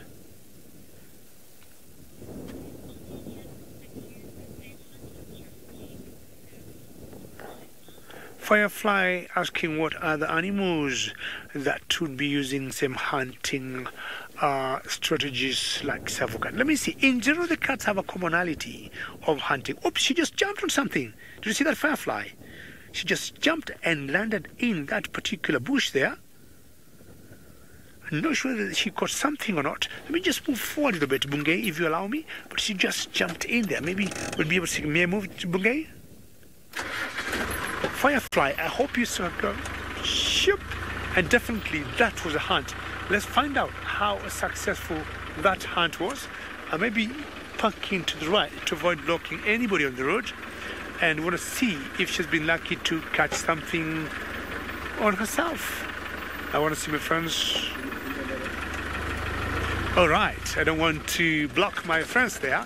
And let's find out how lucky she was, whether she was successful or not. I got to keep moving, but she's somewhere in a particular bush. You can see her, Bungay. So let's just find out here. I'm going to stop here and see what bush she went in. And I got a feeling she caught something, and she did. She is definitely devouring what she caught. And it's that particular bush she went in. Move forward a little bit. Okay. As Bungay can see her. Keep going. 1 minute. Oh, she's moving. Either she missed or something. Let's see. She definitely either jumped and missed, and she has to try again. But very well done, Savo. And I think Firefly was asking me which other cat maybe could be having similar hunting formulas or strategies like the Savo cat. I'm trying to think out of my head. Maybe only the caracal. I'm sure Firefly, you know caracals. Caracals have some commonalities with Savo cats when they hunt. Same way of looking, same way of stalking, and same way of bringing down their prey. And they have a commonality also in the prey they hunt. I hope, Firefly, that helps answer your question. And Firefly, Happy New Year. She's definitely going to try again. I mean, once in a while, of course, they'll miss from that jump, from that leap we saw. Maybe she landed and the prey just slipped through her paws. That would happen once in a while. But the best thing is to see how they jump on the prey and how they kill the prey. Judy, you like to know whether Savo cats are solitary, and yes, they are. In general, they are. If you see two, it will be a male and a female, or maybe one with her cubs. But in general, Savo cats are like leopards, always very solitary. So this one we see is solitary, and I do not remember the last time, Julie, I saw two. So good question, and I think a good answer on this New Year, Julie. Happy New Year, and I would say Savo cats are solitary cats. The only other cats I would say that are social that we know of, we're only talking of lions here in Africa. But, you know, cheetahs, same, leopards, same. Unless, of course, you see a coalition, you know, of male cheetahs. But in general, Savo cats, you'll see one at a time. Seeing two would be pretty special.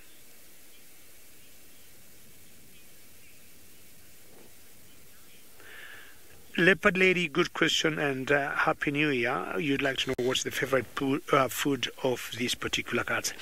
It's anything they would catch, and I would say more small mammals. I'm talking of rats and mice. But also they go for reptiles. I'm talking of skinks. Sometimes if they get lizards, but they basically do. Let me stick to rodents. Just to answer you, leopard lady, nicely. Let's stick to rodents, and I'm talking of rats and mice. That's their favorite food. So she's right there, and she's just like disappearing. So I think we've done very well with her leopard already. And let's say what they normally do is rodents. So mammals, small ones, that's what they hunt more. And I think Zoli is talking of big mammals, and he got the mammals that give us very big highlight in the Mara once in a year. Yes, David, I'm with the wildebeest, but we don't have migration this side, just like the Mara migration. This is a small head of wildebeest, blue wildebeest. Blue wildebeest, they are more associated with the zebras because of the habitat. They love being in an open grassy plains. Because the zebras, they have teeth, front teeth, so they prefer feeding on top, and then the wildebeest will follow. Yes, this is a cute baby there. You can see the color differences because this youngster there, it has to be this color because it needs to camouflage around its habitat for the safety reasons, hiding away from the predators.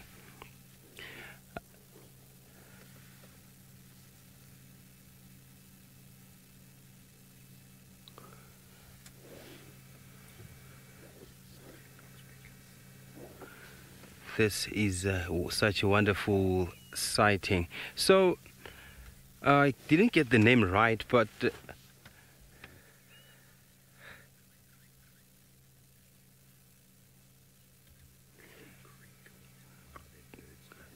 crinkles, or I got the name right, crinkles. What about that? Why are the birds and the antelopes?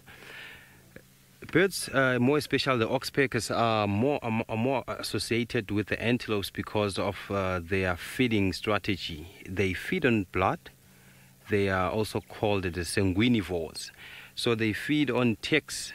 Then if there's no ticks, but there's a wound in an animal, so they will feed in that wound, and they can make the wound worse. So that's one of the birds I know that associate themselves with the antelopes. And sometimes you can find fork-tailed drongos flying around a small head or a big head because they are waiting for the antelopes to disturb the insects.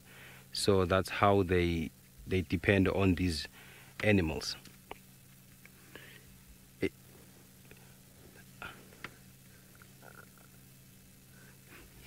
Yes, Catherine, they are so funny creatures, especially when you look at their faces. They have this straight face. I can't even think of any animal that might look like this.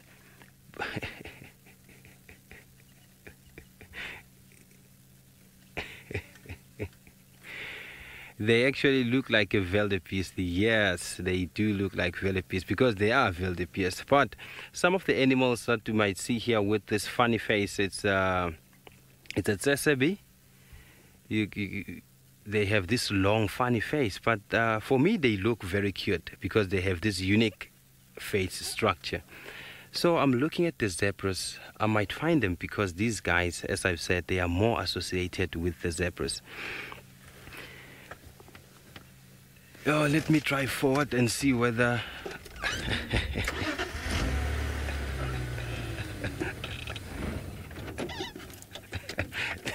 Mrs. Lowe, they kind of look like goats.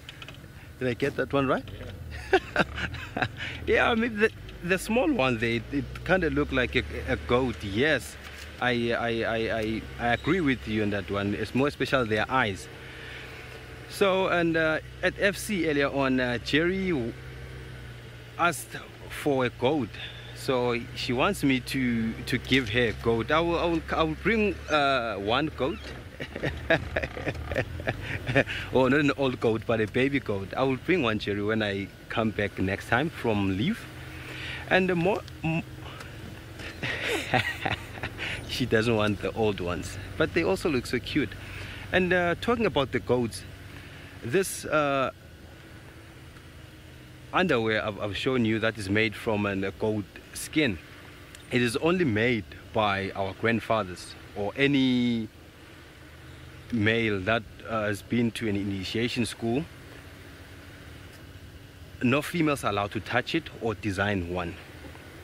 Interestingly, talking about the females, before you go to an initiation school, you don't have to talk to any ladies. You don't have to associate yourself with ladies or females. You don't have to eat meat. You don't have to eat cooking oil or any oily stuff. You don't have to eat salt. And you have to stay away from the main house, more especially the kitchen. So what do you think about my goat skin?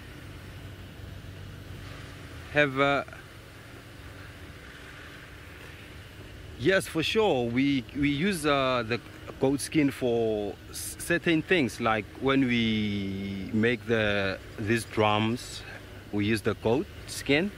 We have to prepare it nicely there, but only a male, an old person is allowed to do that. So what do you think about my goat skin underwear? Have anyone worn one? If you have any comment or question, you can send your answer on #SafariLive on Twitter.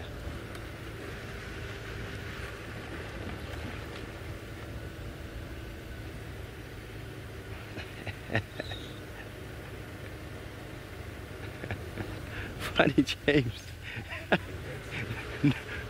No goat skin pants. I bet if you can try one, you will love it. It's so comfortable, especially when it's worn twice or 3 or 4 times. But when it's still new, it might give you a hard time.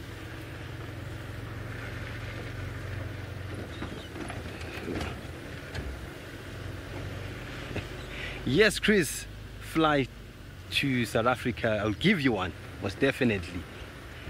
I also love them because I wear them sometimes when I have time at home. Because they look so cool, but I have to wear them inside because everyone will be, will be like thinking what I'm doing.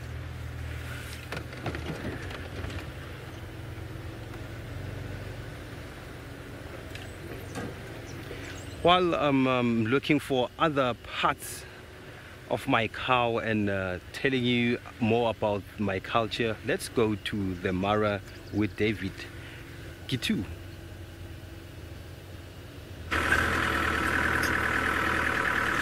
Well, Zoli, I do not know what you're talking about, but it sounds very interesting because instead of using a goat skin underwear, I would say here we would use a sheep skin underwear because it is more colorful to me and it's got more fur in it, and I would say it will be much warmer.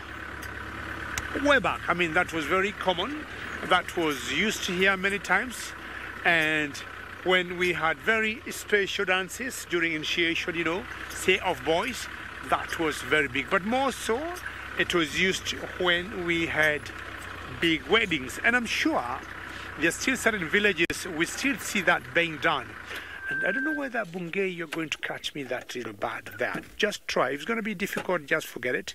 But small little green bird in the middle of the road, 12 o'clock or midday, 12 o'clock or midnight.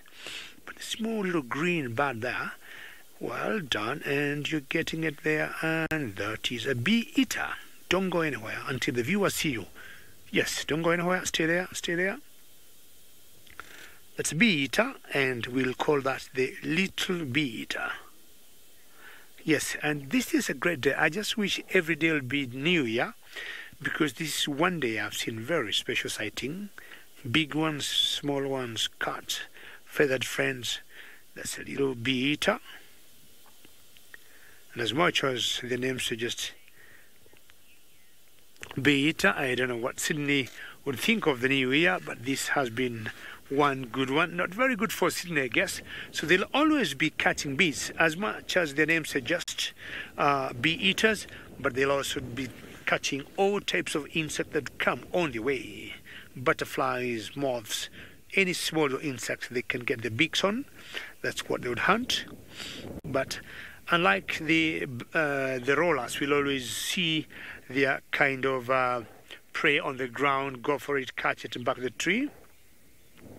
And yes, I agree with all of you. It's very cute today to see these small little birds. Oh, apparently also this morning I had a Malachite kingfish, as much as, she flew away before we had her on the frame. But one big difference of feeding between the rollers and the bee eaters, these ones tend to hawk their food in the air. If you look at her carefully, or if you saw a few seconds ago, she jumped up in the air, caught something, and then she came back down. Rollers will always spot the prey, fly down, pick it up, and go back to where they were. So what this little bee eater is doing, she's jumping up and catching its food in the air. And we call that kind of feeding hawking. They just like hawk in the air. Why are you alone? Bee eaters will move in small little groups. So I'm sure the rest are not very far from here. Either she's very hungry, and as soon as she feeds enough, she'll be able to go join the rest of the party. A very similar bird to this one will be the cinnamon-chested bee eater, but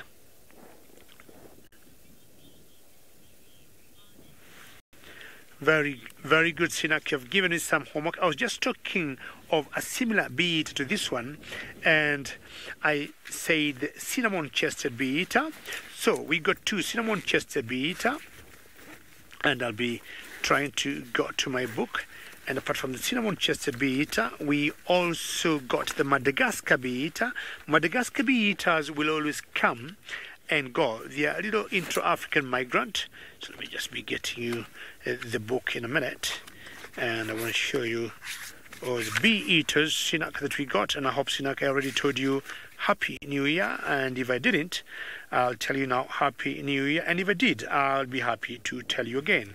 Now, we're going to count them with you. We've got so many bird species in the Mara. And let's look at our bee eaters. We also have the Carmine bee eater. So we'll go to the very top there, and that's the blue-breasted bee eater. That's number one. Number two is that one there. Are you there with me, Bungay? If I'm too fast, tell me to slow down. So that's one we just saw there, number two. That's the little bee eater.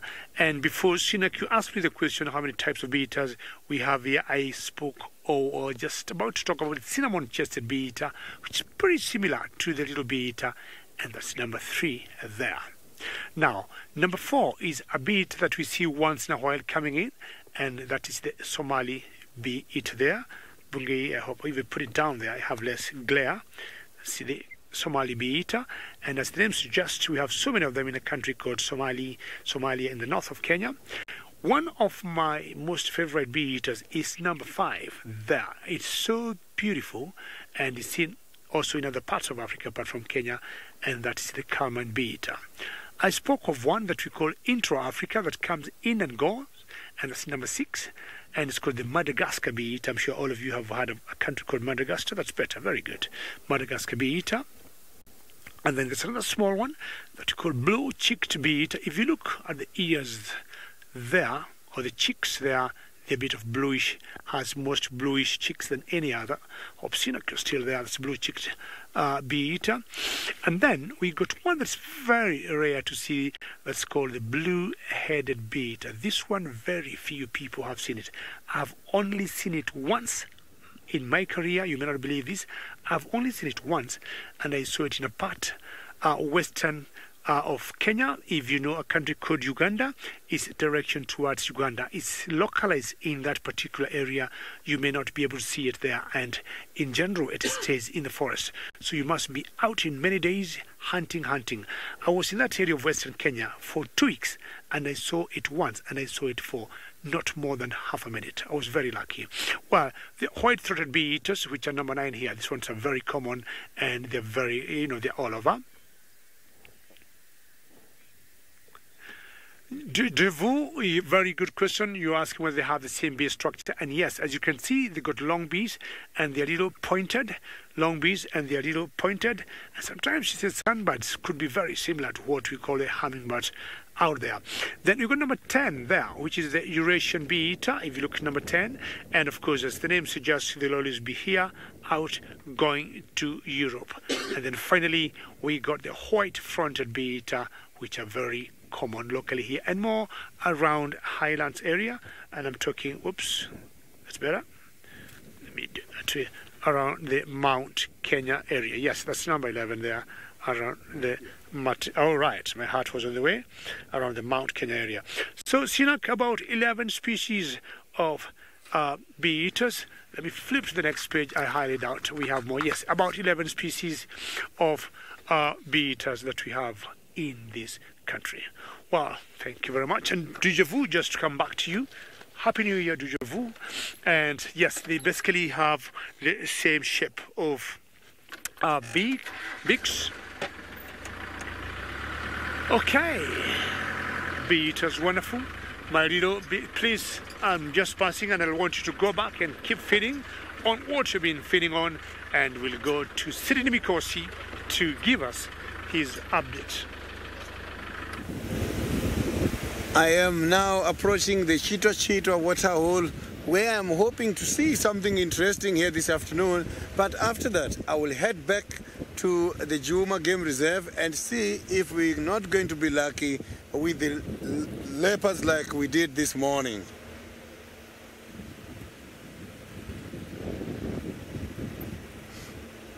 Maybe we might be lucky and come across something interesting coming to drink.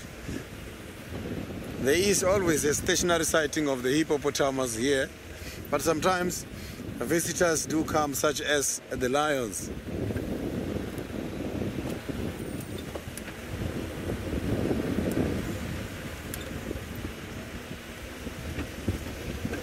So it's nice and much more open, easy to see the animals coming from far. But so far I'm not seeing anything. Ivy Chitwa is a lovely place. You can see that here the waterhole is so attractive. There's quite a lot of bird life, and there is crocodiles and this hippopotamus.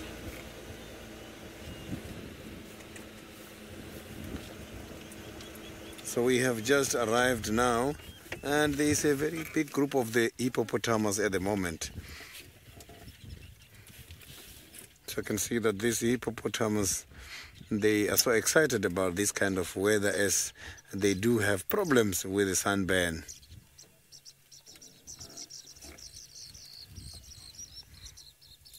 So this hippopotamus, mostly they spend much of their time right there where they are.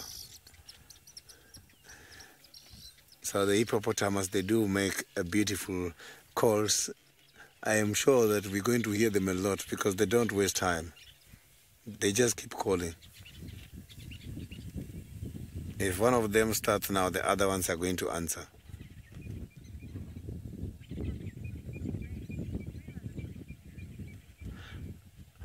Oh, the crocs, they are in a very big relationship. I can see they are in love. When I'm looking at them here, I'll show you. You will see how they are. Look at how they are lying next to each other there. Look at that. So you can see that the relationship here is so very much strong. And this is quite a lovely couple. So the crocodiles, they visit each other and they can travel long distances in order to find a mate. If I get off the car now, go and touch that water. When I touch the water, crocodile can sense that. Here by the side of the mouth, they've got something called the doomed pressure receptor, which helps them in order to detect any movement from anything touching this water. The males, they've got short head, short and thick head. The female has got a thin head. So if you check here, I can guess that the male is the one on the left because he's got a very big head. We're just going to show you now how the male looks like. If you check now, the one which is on the left has got a big, you see, the one on the left has got a big and thick head. The one on the right has got a thin head. And the mouth is thin. That must be a female. They don't look like living animals. You see, it's more like, it's like branches from the dead trees.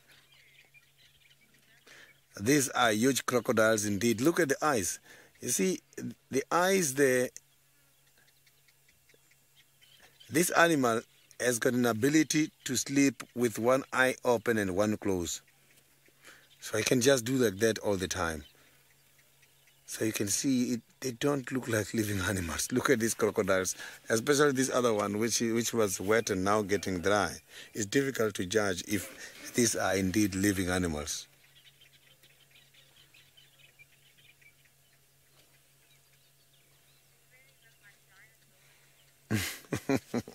They look more like dinosaurs. These 150 to 200 years. And they don't have to eat all the time. When there's no food, they can still survive. What I like the most about crocodile is the strategy they employ in order... Listen to that.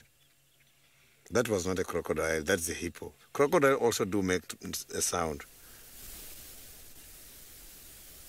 What I like about the crocodile is that they employ a very interesting strategy in order to lower the metabolism to save the energy in the stomach.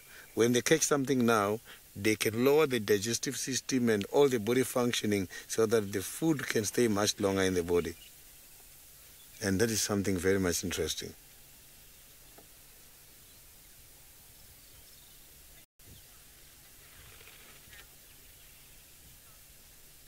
Tom, I was once very lucky. I have seen the crocodiles mating, and they mate from the side.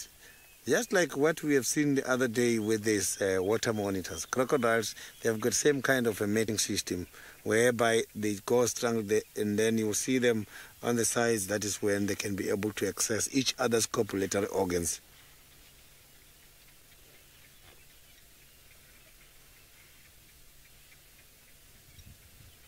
So you can see that skin is so very much hard.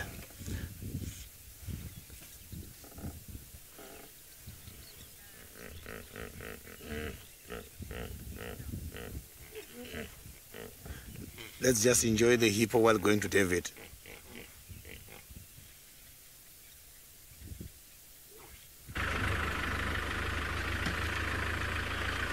Well, if hippos decide to entertain you, they will entertain you. And you notice now my light has changed and I've gone to what we call infrared camera because it has gotten a little bit darker here. And between us and Zoli and Sydney in Kenya, we are 1 hour ahead of them. So it gets darker much quicker here by an hour than it does in South Africa. That's why we have already gone into infrared. Well, it comes to the time when we look for the players, which always come out at night, and that's exactly what I'm looking for. But it doesn't mean we only see the nocturnal animals out here. It could be anybody that you even see during the day that we could also see at night. Like the 2 lionesses we saw before that were just laying down and having a nap. It could be the time for them not to be more active because it has cooled off, number one. And number two, we have known if lions go for a hunt, they tend more often than not to take advantage of the darkness to hunt. So it could be anybody that we also see during the day, that you could also see at night. But we've got particular animals specifically that we know become more active at night. Some rabbits, some scrub hares, pangolins, aardvarks. So those are the animals when they come out at night we go, yay! But again, you're saying, do you think you could find a caracal? Yes, I mean, it's possible. I mean, we have seen a savocat, which I did not expect to see. So a caracal would be good to see. We just need to look in the grass and look on the tufts of hair and see the hair or the feather comes on top of her ears. It's very possible. And the thing I was talking earlier, they have a similarity on how they hunt with the savocat. So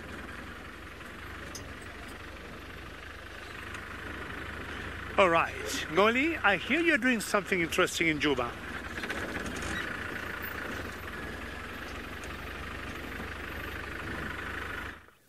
Yes, David, I'm doing something interesting. I'm still constructing my cow. As you can see here, I'm busy with my legs. Yes.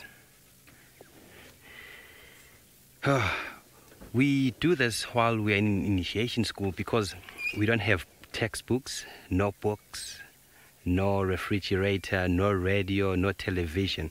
So we do a lot of things. And the other thing that we learn there is how to whistle. Has any one of you familiar with this bird call? It goes like this.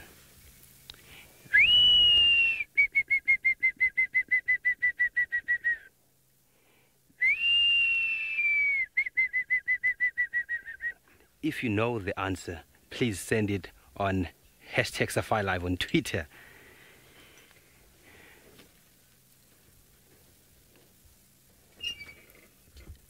My legs are complete, and my head, my face.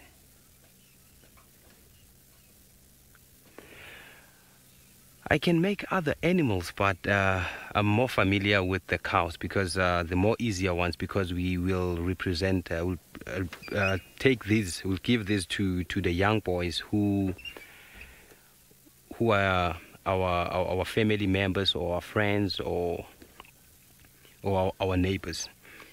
So to make something complicated for a kid, it's something not good sometimes.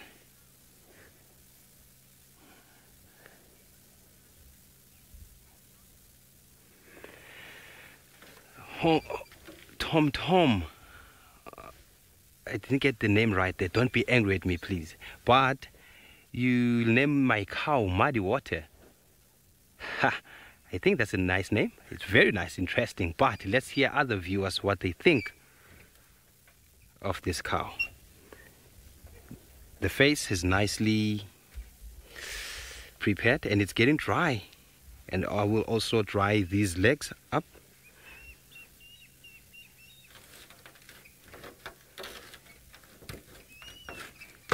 Yes, while I'm packing everything, let's cross over to Sydney and see whether he might tell us something about his culture, which is vendor. You can see that I'm still here by one of the biggest water holes where the hippopotamus are just now showing off. They are just opening their big mouth, and it's so very much interesting. So they are not submerging too much today. I don't know why are they not doing that, because mostly we got here, they just submerge and come out, submerge and come out.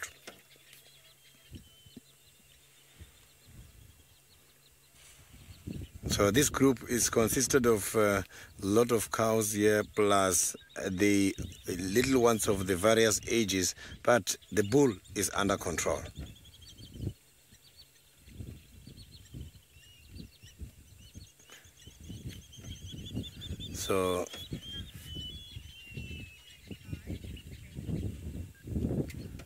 So we are just trying to check here if one of them is sleeping, but I can't see very well.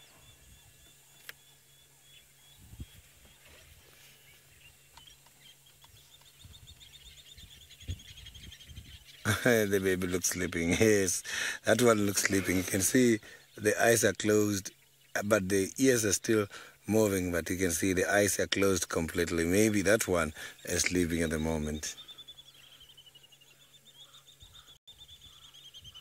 Oh, there's a big one as well there.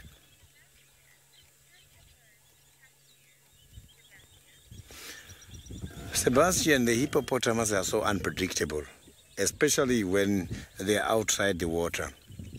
Areas whereby the hippopotamus are occurring and people are still collecting water from the water holes, a lot of incident has been reported whereby hippos attacks people. So it's a very dangerous animal and they can be protective. These animals can go very fast and they are well equipped with very big tusks.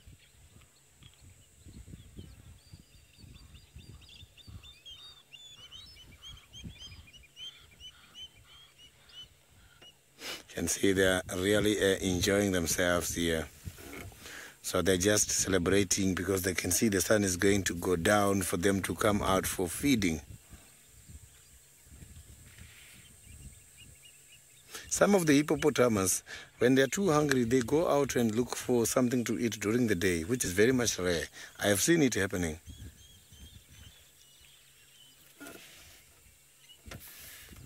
Oh, something is happening here by the crocodiles. We have just seen the crocodiles now moving. One of them moving and splashing water.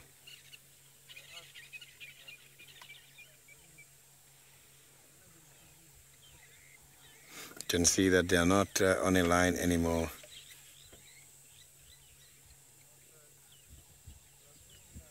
Look at that other one where their head is just sticking out.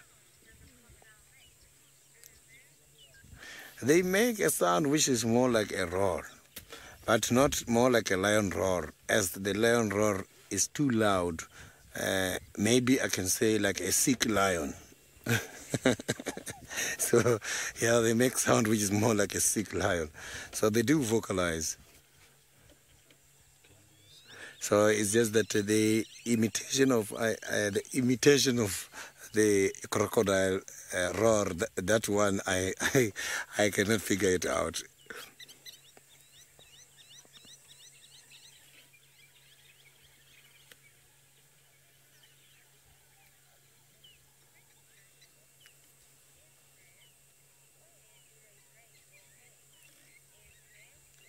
Yes, the crocodiles don't lay their eggs in water. They lay their eggs outside here by the banks. They dig and they lay eggs there. After that, the sex of the little ones inside is going to be determined by the temperature of that nest. If the temperature is high, they are all going to be males. If the temperature is low, they are all going to be females. And this is opposite from the tortoise. Tortoise, you get females high temperatures, males low temperatures. So the crocodile's nest determines the sex of their little ones. And crocodiles, their little ones has got just 2% of survival. They've got a lot of predators. Fish eagles, I've seen the fish eagles catching a crocodile before. They catch the small crocodiles. And they don't really have a parental care.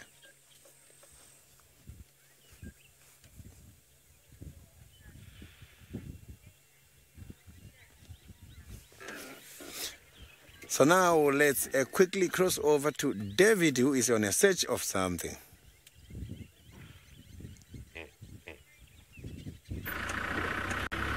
Well, anytime you stay by the cheetah hole, you will never miss something. I mean, we have always said water is life, and those big amphibians there, I'm talking about the hippos, will never leave the water until, of course, at night, which could be like it was this time in South Africa. They would come and or they'd go out to feed, but the crocs will always be permanently there. Such a great spot to be, and on good days you can do lots of birding in that particular area. As I said earlier, it has gone a little bit dark here, and so we are in infrared, so we'll need to get our animals at close-ups. And I spoke of a few mammals that we are possibly, if lucky, meant to see. But also I forgot also to mention, we also got lots of bird life that we see at night. And top on the list for me are like owls, like the marsh owls, and also some nightjars. Nightjars tend to come out at night, and when they come out, they'll be out on the road, on a little dry area that's bare, not covered by any grass, but they'll just come and do a bit of dust bathing. And, well, I think I got some elephants. I may first have to keep quiet for a couple of seconds and see how close we can get to them, because as it gets dark also, we have to be a bit soft. That's a good angle, Bugay, or keep going for the Ellis.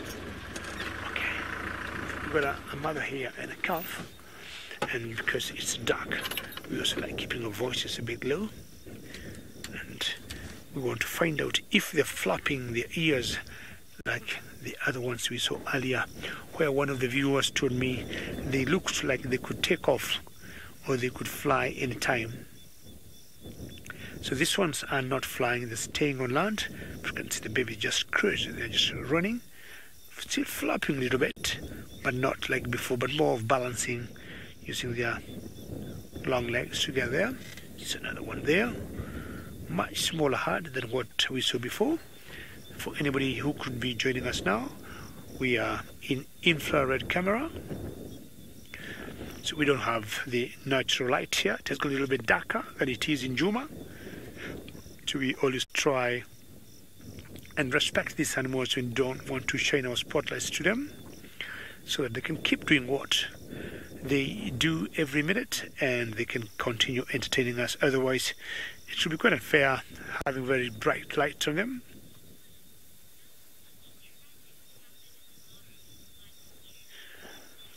Philip, I would say that's a good question about tracking. And number one, Philip, very happy New Year. We have not badly the tracking here that happens in Juma. It's a big difference. And I think it's just about park management and how the managers of the park see a different, they see it differently. But I have been hoping that also tracking will be done in this country one day. I do not know when. And Philip, not only in Kenya, even in another country south of Kenya called Tanzania, they don't do it there. And not also in another country called Uganda, they don't do it there. They only say, I would say, tracking done or anything that will be a little different than what we do in East Africa will be in Rwanda, where people go little tracking, which is also done in Uganda. So here in general, we'll tend to stay in the cars and do what we do. But now, we got people who, for example, research on elephants and they'll keep tracking them to know where they are. And in the Mara, that has not been done. But there are certain parks in Kenya, like one park called Amboseli. We have some researchers who have been there for over 20 years and they follow elephants and they'll have collars on them. They got radio chips. And there's one lady, I think, is called Cynthia Moss. She has been in that park for over 20 years. Here in the Mara, there's a lot of research that is being done on hyenas, and especially on one clan. I'm sure, Philip, you know, the North Clan. We have researchers from Michigan State University, and I think they have been running the longest research of hyenas in the world. I gather could be anything over 30 years. A long period learning about predators like hyenas, but they have learned a lot. So once in a while, we'll meet with them, we share information, and they're always very helpful to us. And of course, this data at the end of the day, benefits everybody, and people will come here to learn more. Linda, you'd like to know whatever happened to the Bati-headed foxes. Number one, Linda, Happy New Year. Now, Linda, I'm sure you know it has been raining, and it has not been raining cats and dogs. It has been raining elephants and buffaloes. And for that reason, the location or the den where the Bati-headed foxes are was inaccessible. We could not reach there. And we are not sure if they might have relocated because of the rain. That whole area, Linda, got flooded. But today I ventured in an area that I had not been before, towards the marsh. And maybe, Linda, tomorrow or the day after, keep watching, keep looking. I might chance to go to look for the Bati-headed foxes. Apparently, or incidentally, Bungei had told me, why don't we find out how the Bati-headed foxes are doing? And I told him, let's try. But on our way there, we found the Savocat and that mission aborted. Tomorrow could be a good day to do that, Linda. So, keep an eye. Well, temperatures here have fallen drastically, and that's why I have my extra layer on top, and maybe this one.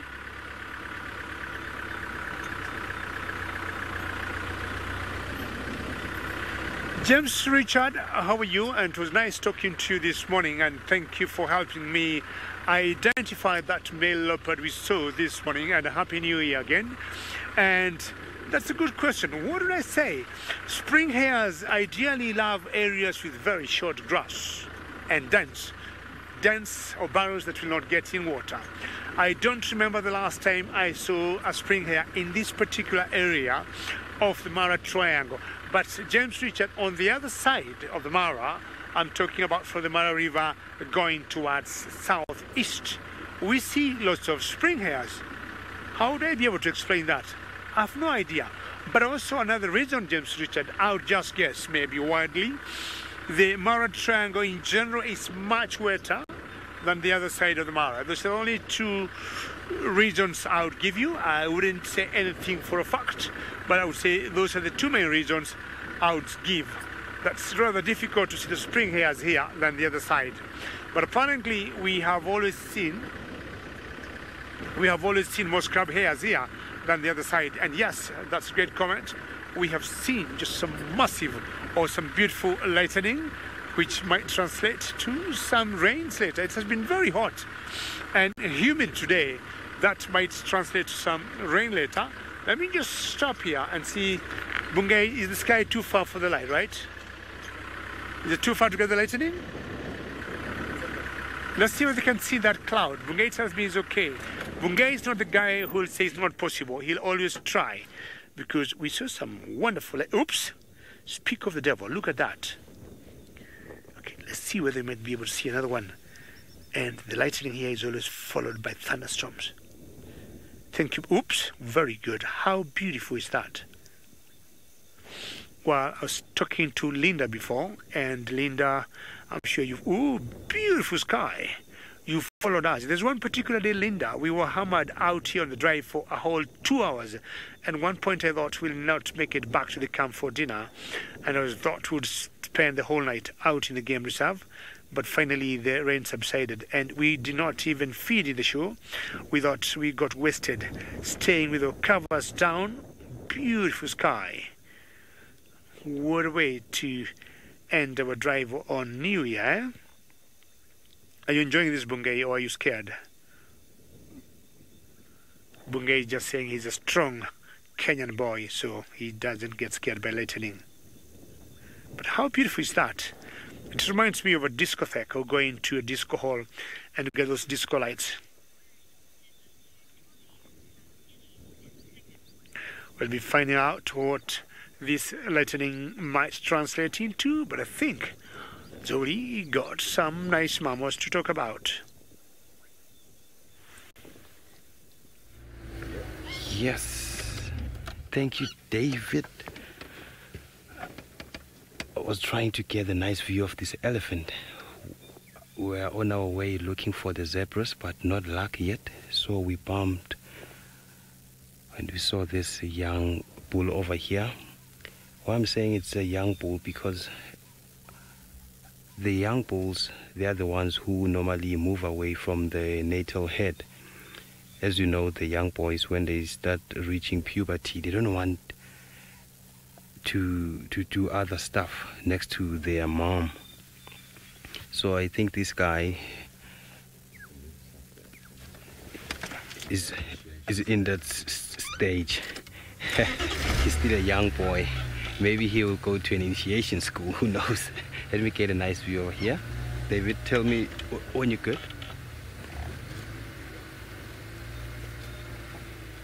You're good. Sure. 100. Nice camera work from David. This sighting is so quiet and nice. You can see he's feeding, but you can't hear anything because these are silent walkers. Oh, there's a big head ahead of him here. There's a head. There's a head. There's a head. I can see a head there. So this changes everything. I thought this elephant was alone, so it changes everything now. I need to be sure whether it's a male or female. So I thought it was alone, then it's not alone. Maybe it might be a female. There's a whole head walking while feeding here, and the weather is so nice. You can see they don't flap their their ears now and then.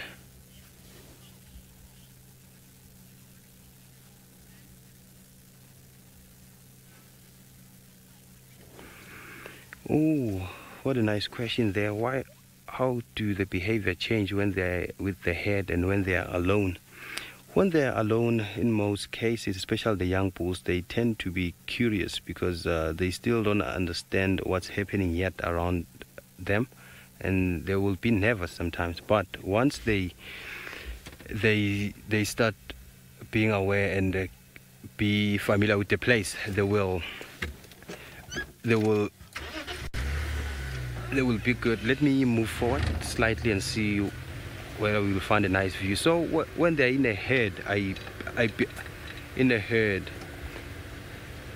I think when they're in a herd, they are more relaxed than when they are alone. So I think when they're in a herd, they are more dangerous because most of them will try to come next to the car or maybe try to protect the young ones, more especially when they are young ones. So, but in most cases we found elephants that are alone being males because, as I've said, males, they love being far away from the herd. more especially when they reach their maturity. Oh, this place is thick, and these elephants are so big, but they are well camouflaging.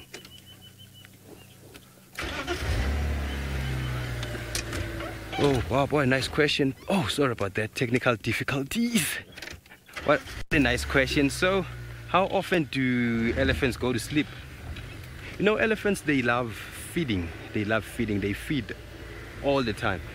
They have this small time to sleep. They don't sleep for a long period of time. They just sleep for a short period of time. That's few hours. Yep. Back a little bit. Okay, let me go back a little bit. Yeah, that's fine.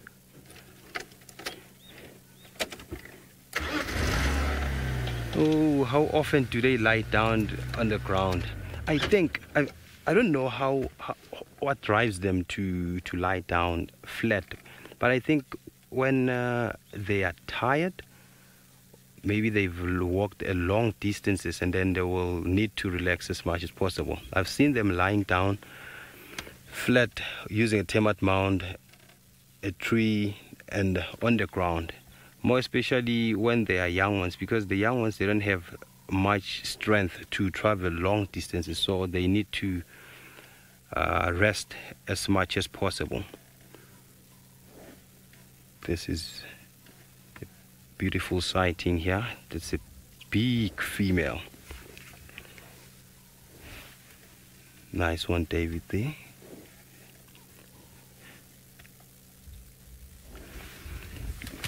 Sorry about my head. Yes, baby. Elephants are so amazing. They will give you this unique behavior every time you see them. I love them also because we share the names. My surname is Klau. It means elephant in my language. So I love being next to them all the time I see them. And these guys, they're so big, but you can't hear sound.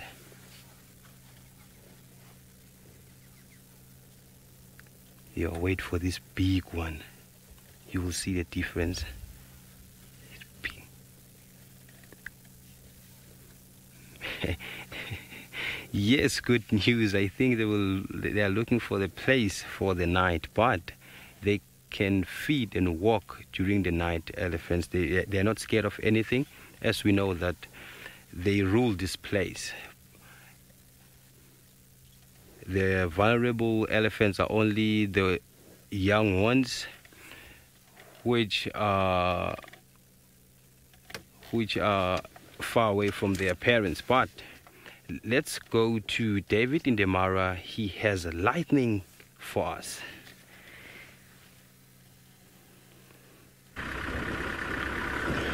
Well, three things have happened here in terms of weather party. Number one, the lightning intensity has gone up.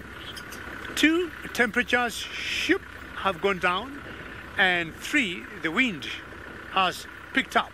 So those are three major or drastic changes in the weather here in under half an hour, which is quite something. But nothing out of the ordinary. The weather pattern in Africa the last couple of years have been quite erratic, so we are not surprised and we play as it comes. The long range I was talking about earlier, talking to Linda and the other viewers, I said how this particular time we'll always have the short trains in Kenya, but the trains to me seemed like long range. The intensity was so high, and at times it was like every afternoon and every morning we had some rainfall. There's a particular time, like 3 days in a row, we had rains every night, and Emma was, in the final control saying, if guys, the lightning gets so big or the rains get so big, just change the camera. We want to go back to that sky and we're going to switch off everything and see how it looks like. If Bungay, what's that? Move to right a little bit. Okay. Bungay is in very particular on his angles that way. Keep going. Okay. Bungay wants us to take us to the sky, but he has a particular way he'd want to do that. And see that lightning It's not stopping. Well, I would say so far so good. We're always very careful when the lightning gets very big, because we have like lots of areas in the car, and we never want them to arrest the lightning, which could be detrimental to the equipment in the car and even to ourselves. But I say for so far so good. The lightning is quite a distance, and exactly it's a screen. And what I'm thinking is, if you're lucky to see maybe one more of that beautiful lightning on that screen, we only have to be a little bit patient. And out here in the bush, we have always learned patience comes in very handy. And the good thing about the lightning, after the lightning, we always estimate the time taken to up. Did you see that? So what we're going to do, I'm going to keep quiet for a couple of seconds, because there are a lot of frogs, cicadas going on, and see the lightning without me talking. And I'm sure M in the final control is just loving it.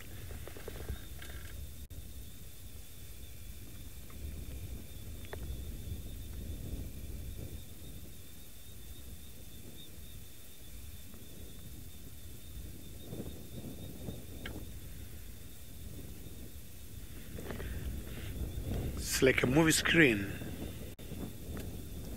Fantastic. I'm happy everybody's enjoying, and not sure they would estimate how long it's taking between one lightning and the other. Is it like 25 seconds?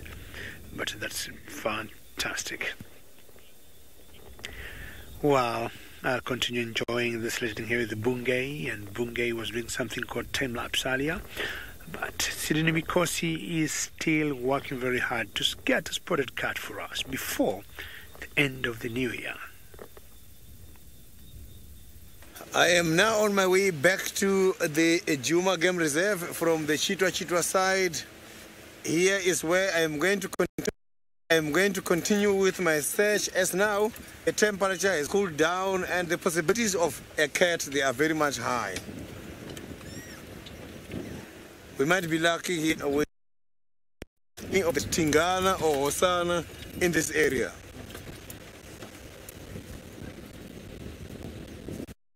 Check here, I saw the two common daycares running away, so I'm not too sure if they are running from a predator or they are just playing.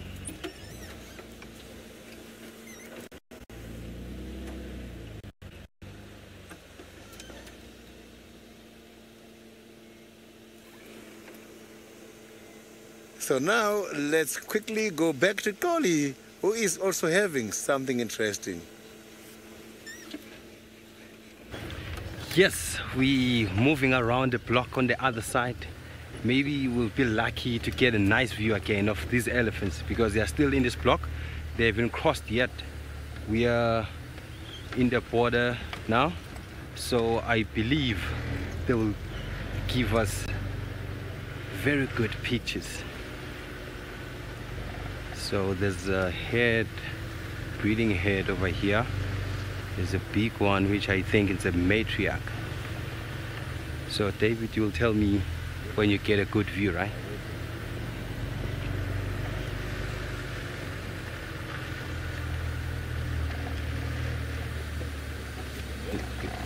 Let me stop over here, Nana. I will answer your question just now. Yes, Nana, your question, can I tell the age of the elephant using the tusks? Sometimes it depends, because of the tusks. We find the elephants which are young with big tusks, and we find the elephants which are old with a small tusk, and you can find the elephants without tusks. So it really needs to, you need to check the size, the skin, you check the skin, how it is, how does it look old or what. And what I've noticed is that for me it's not easy to tell whether the exact age of an elephant just by looking at its tusks. I look at the body size, I look at something triggered it. What is it, boy? What is it? Maybe it might be a bee. You know, elephants, they are so afraid of the bees. They respect bees. I've seen them once while I was still at the college running away from the bees. So I think maybe something stung it there or so. What happened, boy? And then it's going back to investigate. Or maybe it might be that tree there. It might be that tree because it's a little bit windy, so it was that tree gave a fright because the branches when they are moving, they can make sounds using their leaves. And you can see he's still a young chap, so he's trying to figure out some other things.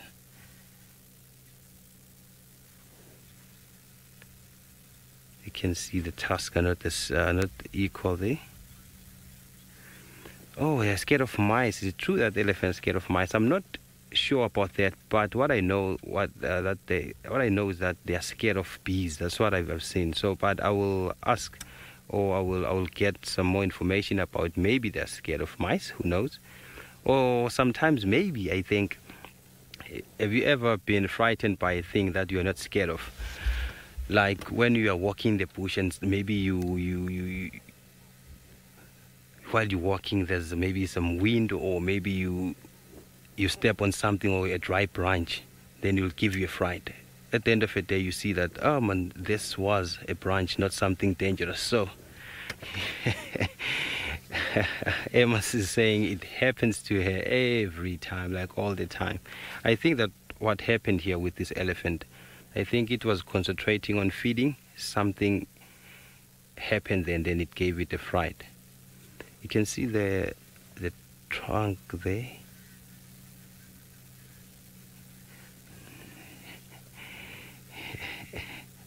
Make out about snakes.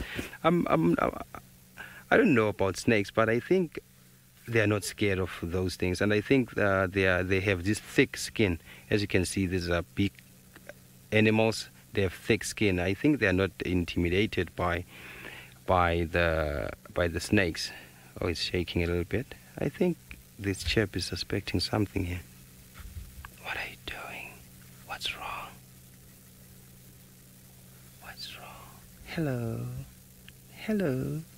You know, young elephants, they are always curious. Hello. Oh, look at, check the tail. You can see it's not relaxed, and you can see the ears. And it's listening. It's something. Yes, I think maybe it's because he doesn't see the other members of the herd. That's why it's so curious. They can be afraid sometimes, but let me move forward and see whether I will find a nice view. The thing is, they've crossed to another reserve, so I think we might get something there, but it will be difficult as it's very thick. I will need David. Would you help me, man? Yes, please help me to spot something here, because we have the head there. This is such a wonderful and exciting sighting. It's always great to look at the elephants. Are you good there? Yeah. Unfortunately, they are in the other side of the reserve, which we are not allowed to go in. But as you can see, they are relaxed. They will give us a very nice longer sighting, I believe.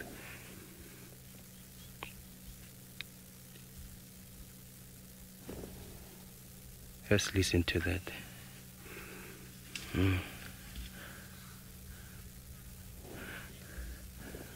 Oh, they're running. I don't know what happened here. So while these elephants are running, oh, sorry, but there's something that has triggered these elephants. I think there's something wrong there. I wonder what that is. And they've stopped now. They're listening.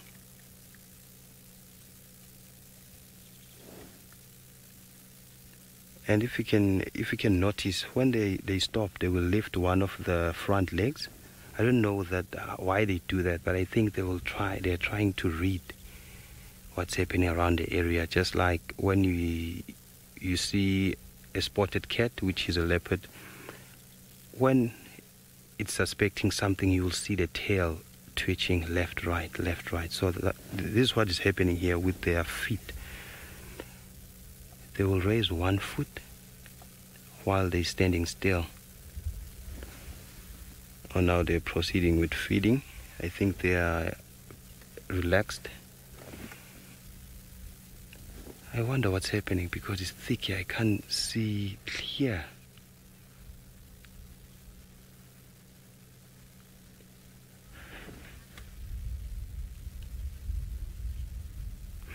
Yes, while I'm investigating what's happening here, maybe I'll see something and share it with you. Let's go to Sydney with the bird.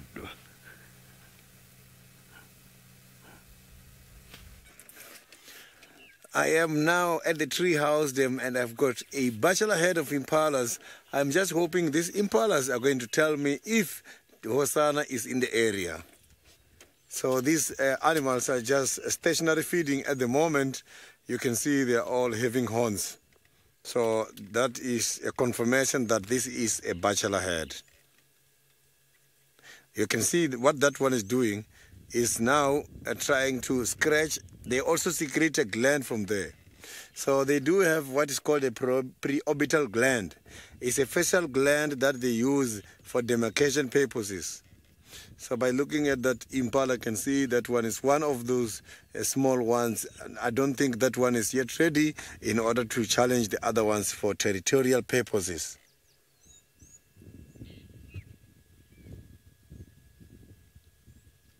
I'm just trying to listen to the surrounding here, but I'm not hearing anything.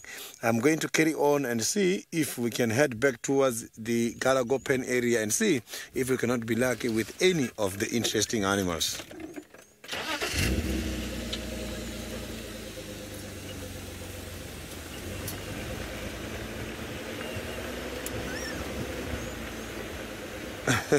You can see they are now on a convoy, following each other, making use of one of the small game paths. This is the area where I am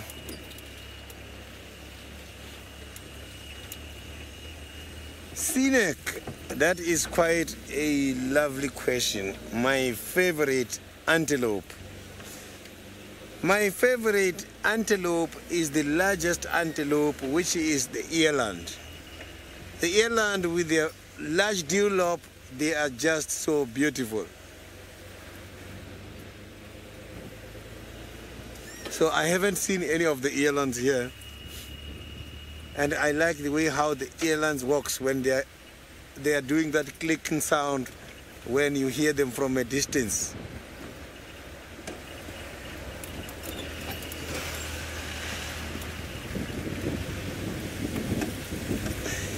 Yeah, now it is a lovely animal. So that is my favorite antelope.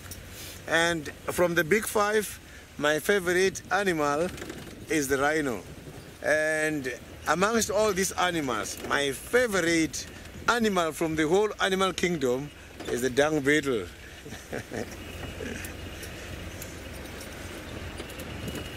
So I am so very much attached to the dung beetles. And I'm glad now is their season. So I am seeing dung beetles almost every day. You know, dung beetles, when I was doing my final practical for nature guiding, I presented the dung beetle and I had to demonstrate how they roll the balls. So that animal, I started loving dung beetle long before I became a guide. I will show you one day how the dung beetle does the... So now let's quickly go back to Toli, who's got one of those animals. Their droppings are preferred by dung beetles. Yes, they're relaxed now. As you can see, they are not far from their vehicle. So I think, and I am sure that it's not us causing them to panic, because the wind is from the west side, and then I think they smell something. They've maybe a cat or anything that might spook them or something. So they are more relaxed now because the wind changed. So these are the things that we normally see or go through them when we're in initiation school, because at night sometimes it gets scary, or when it late afternoon we get scared because we're not familiar with the bush, and we were so curious about what is happening, or maybe a dangerous predator or an animal might be around. So if we smell something, or we hear an unusual noise, then we will be skittish, as these young chaps were doing earlier on.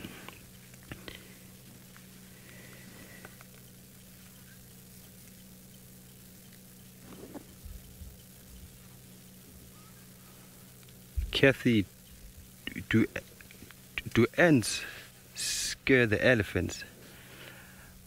I've heard that when I was still a boy. I'm not sure whether it's true or what. My grandmother used to tell me that if an ant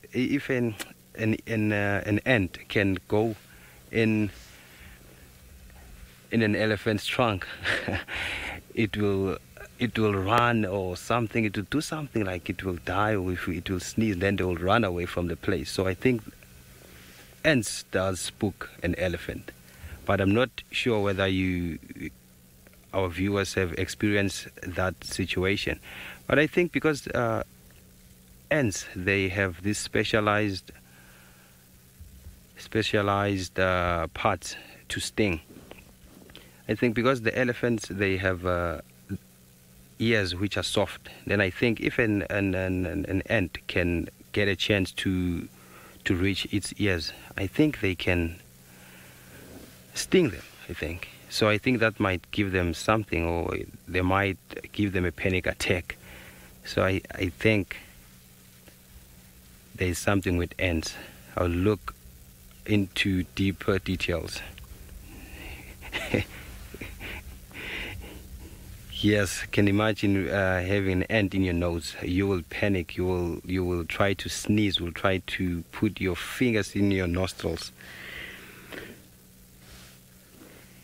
This bush is so quiet. You can hear the branches breaking. Yes, while I'm busy looking at these elephants, I'm preparing my cow. It's getting there. You see, it's getting there. It's getting there. But the thing is, because it's not dry yet, it's not easy to construct it. It does look good, hey Emma, in FC. So I hope everyone enjoyed my segment with my tradition, culture, and religion. I know sometimes it may sound a little bit scary because you saw people wearing animal skin underwear, people half naked, and people with the white faces. I'm sure all of you guys have enjoyed, and hopefully you'll come and visit South Africa and see all the diversity that is in here.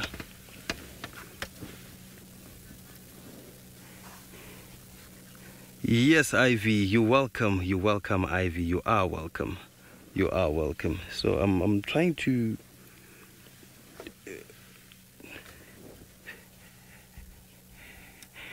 yes, while I'm busy with my finishing my cow and looking at these beautiful elephants, let's go to David Katambakitu with something interesting there in the Mara. Very good. Culture is very important in every group of people, and I think we got some sort of bird here that looks like a nightjar to me. It's very dark. We are in black and white now. We are in infrared camera, and these are the birds that will always come out at night. and it's some sort of nightjar.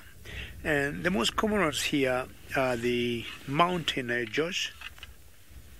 So it's almost impossible to tell who she is, but my guess is she could be one of the nightjars coming out to feed and just sitting on that little rock there. And I'm imagining if that rock has been out in the sun the whole day, she's enjoying the rock, the heat from that rock with her feet. She just took off. Not sure she want to come back to the same area. She'll just come back, and maybe even better than before. Thank you very much. So what I was saying earlier, that rock she is sitting on has been out in the sun since morning, and it has absorbed so much heat. And my only guess is that is what she is enjoying, you know, on her feet, getting or absorbing the heat from that rock. Maybe she flies, catches something, and maybe right back. That's exactly what she's doing. They've got very huge whiskers, and look at the size of that eye. Wonderful vision at night. They see so very well, and they can spot a fly in flight. And what she'll do just to fly, catch it, come back on her base or her temporary home, and feed on it. Isn't that marvelous? That she can see what I cannot see. And even Bungay initially was asking me, which bird are you talking about? So if Bungay was struggling to see this bird on New Year, so what about asking Bungay to find out which flies she is feeding on? Bungay, do you want to try that? He says, I stopped joking. I mean, I couldn't see the bird initially, which is so big. How can I see the fly? Now, the wind is also helping to, I would say, fly the flies up. And that kind of wind makes it or gives an advantage to this fly, to this nightjar here. She's able to see whatever flies, leaps or jumps in the air, catches it and eats. Paul, Happy New Year, Paul. And you're saying I'm the Bird Whisperer. And I think, Paul, today I've done very well. I just want to walk back very quickly, maybe starting by this morning. This morning, Paul, I had some wonderful sighting of the secretary bird, which happened to be very favorite birds of one of my friends in South Africa called Luke. What did the bird did I see? Well, I said earlier I saw a malachite kingfisher, as much as we were not able to frame it because she took off, but instead we saw a lion. That was more or less it this morning. But Paul, this afternoon, I have that nightjar there. Then I saw the little bee-eater. Then I saw the lilac-breasted roller. And I think some red-necked sparfowl of some sort. And what other bird did we see, Bungay? We must have seen some other interesting bird before that. I mean, I'm very impressed by the birds we have seen today. And ending the day with, like, a nightjar is giving us a fantastic start, or a fantastic end of New Year's Day. So that rock gives it a vantage point to be a little high on the ground, and also she's enjoying the warmth of that rock, which she's definitely absorbing from her feet. Very good. And Oli is just making wonderful stuff this day of the New Year. Yes, we are still with the elephant and making this wonderful cow of mine. The cow is ready. Muddy Waters is the first name that is given to my cow. So let's have a look. Voila! Let me put a tail there. Yes. Yes.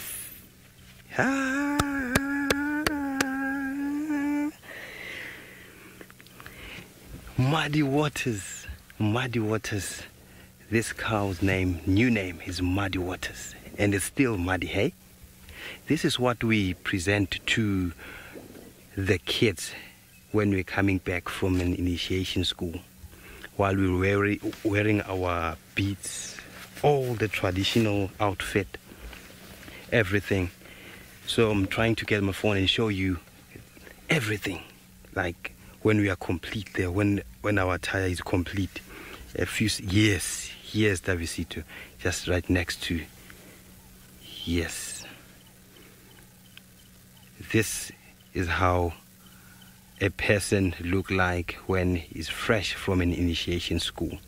He's a man ready to get married anytime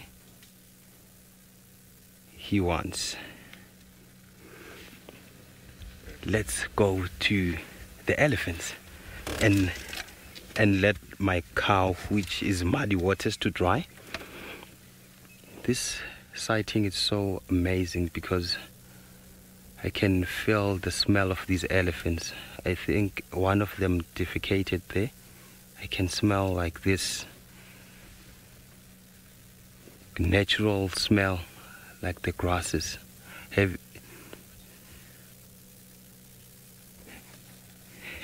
Yes, most definitely. I will put Muddy Waters in a tent. I will ask every person who's going to be in a tent to take care of Muddy Waters, because you can see he has some cracks, so he needs to be taken care of. Even Uncle James must know this. Muddy Waters is designed by Goli, the second segment of the year, the first drive, afternoon drive 2019. Muddy Waters 2019, yes. And you can see, yes, it can be a mascot for 2019, Emma said. You can see the color of Muddy Waters and the color of the elephants. They are more or less the same, because elephants, the color of the skin is more determined by the substrate that is around the area they live in. So because they spend much time wallowing in water, in mud, amen, so they tend to adapt the color of the mud.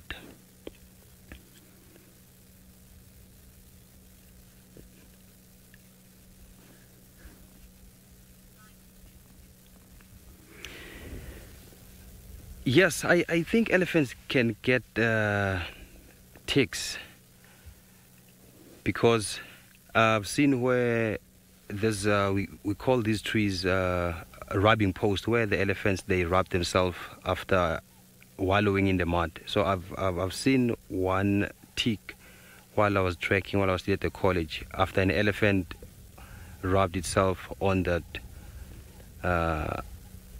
rubbing post, I think, but not like any other antelopes or any other animal that will be affected by the ticks. I think there are special places where the ticks will like, because they have thick skin.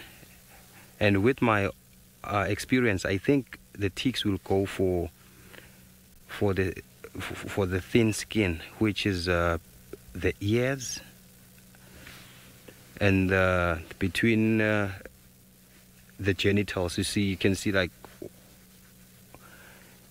the soft spots just right next to their genitals. That's where the ticks will like being most. So let's go to Sydney and leave these elephants while I'm looking at Muddy Waters. Let's hear an update from Sydney. I am now heading much more towards the Galago Pen, not very far away from Galago Pen now. I just want to see if we cannot find the last minute leopard. Maybe we will be lucky when we get there. So there are no signs at all, and I haven't heard any of the warning calls since we have started.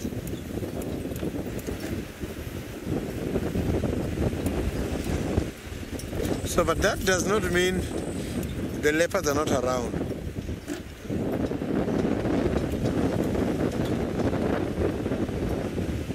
Call 6, unfortunately, we haven't heard about the buffaloes for quite a while now. The last time I saw the fresh tracks and droppings of the buffaloes, it was about 3 days ago. 3 days ago, I did see the tracks of the buffaloes somewhere on Garrymain. And after that, they came and they went towards the Buffalo's Hook.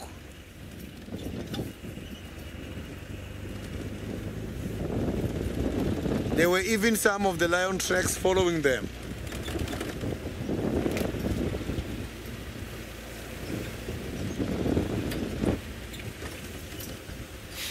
So maybe the buffaloes are going to come back to the area anytime soon.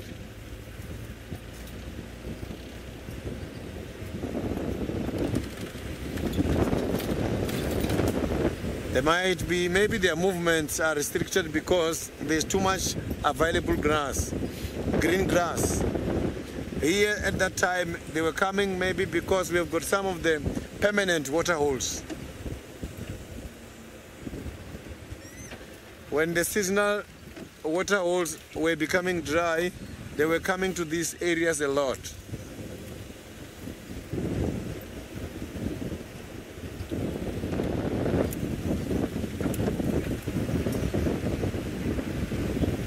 So now let's quickly head back to Toli.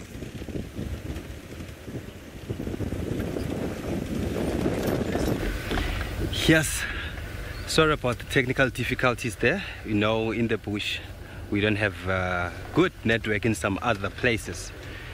So I hope you all enjoyed my Ndebele male initiation, and I hope you've enjoyed looking at muddy waters. Ooh, that listening sound. Now I remember. That sound, it belongs to a raptor, which is called a lizard buzzard. Here's a lizard buzzard. Yes. It mainly feeds on lizards, but it can go for snakes.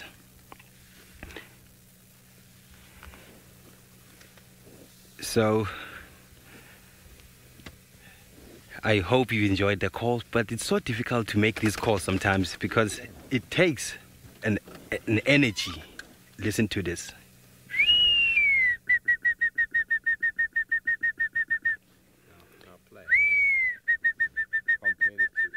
Let's play the sound and compare my call with this one.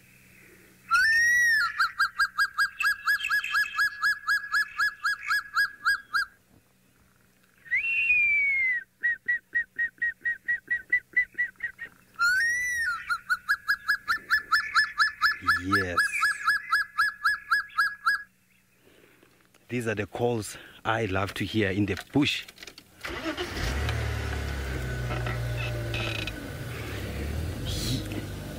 Yes, and for my side is a goodbye.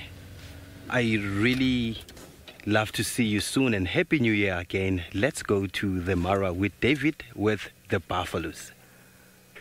Well, very good, Zoli, talking about buffaloes in Juma, because they'll always come in and go. But somehow in the Mara Triangle, the buffaloes tend to stick in this area, and this is not the animal you want to meet, especially at night. Again, for those of us, or for those of you who could be joining us now, we are already in infrared. That's why our buffaloes don't look like maybe the usual or ordinary buffaloes you know. And the whole idea is always not to shine anything artificial to them. And I got a feeling they know we are here, but they don't hear the car running. I got a little bit of a soft voice, and they'll just continue doing their thing, feeding. And from the look of things, by their size and also the size of their horns, these ones, I would say, they are males.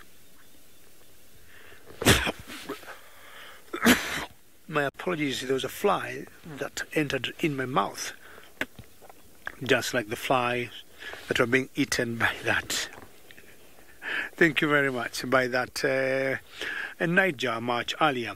But wow, ladies and gentlemen, it has been a great day. I'm not sure there's a hyena running there, or is it either a hyena or a warthog? It's just too dark to see. What do you think that's, Bungay? Yeah, either a mongoose or some warthog of some sort. And if it's a mongoose, could be the white-tailed mongoose.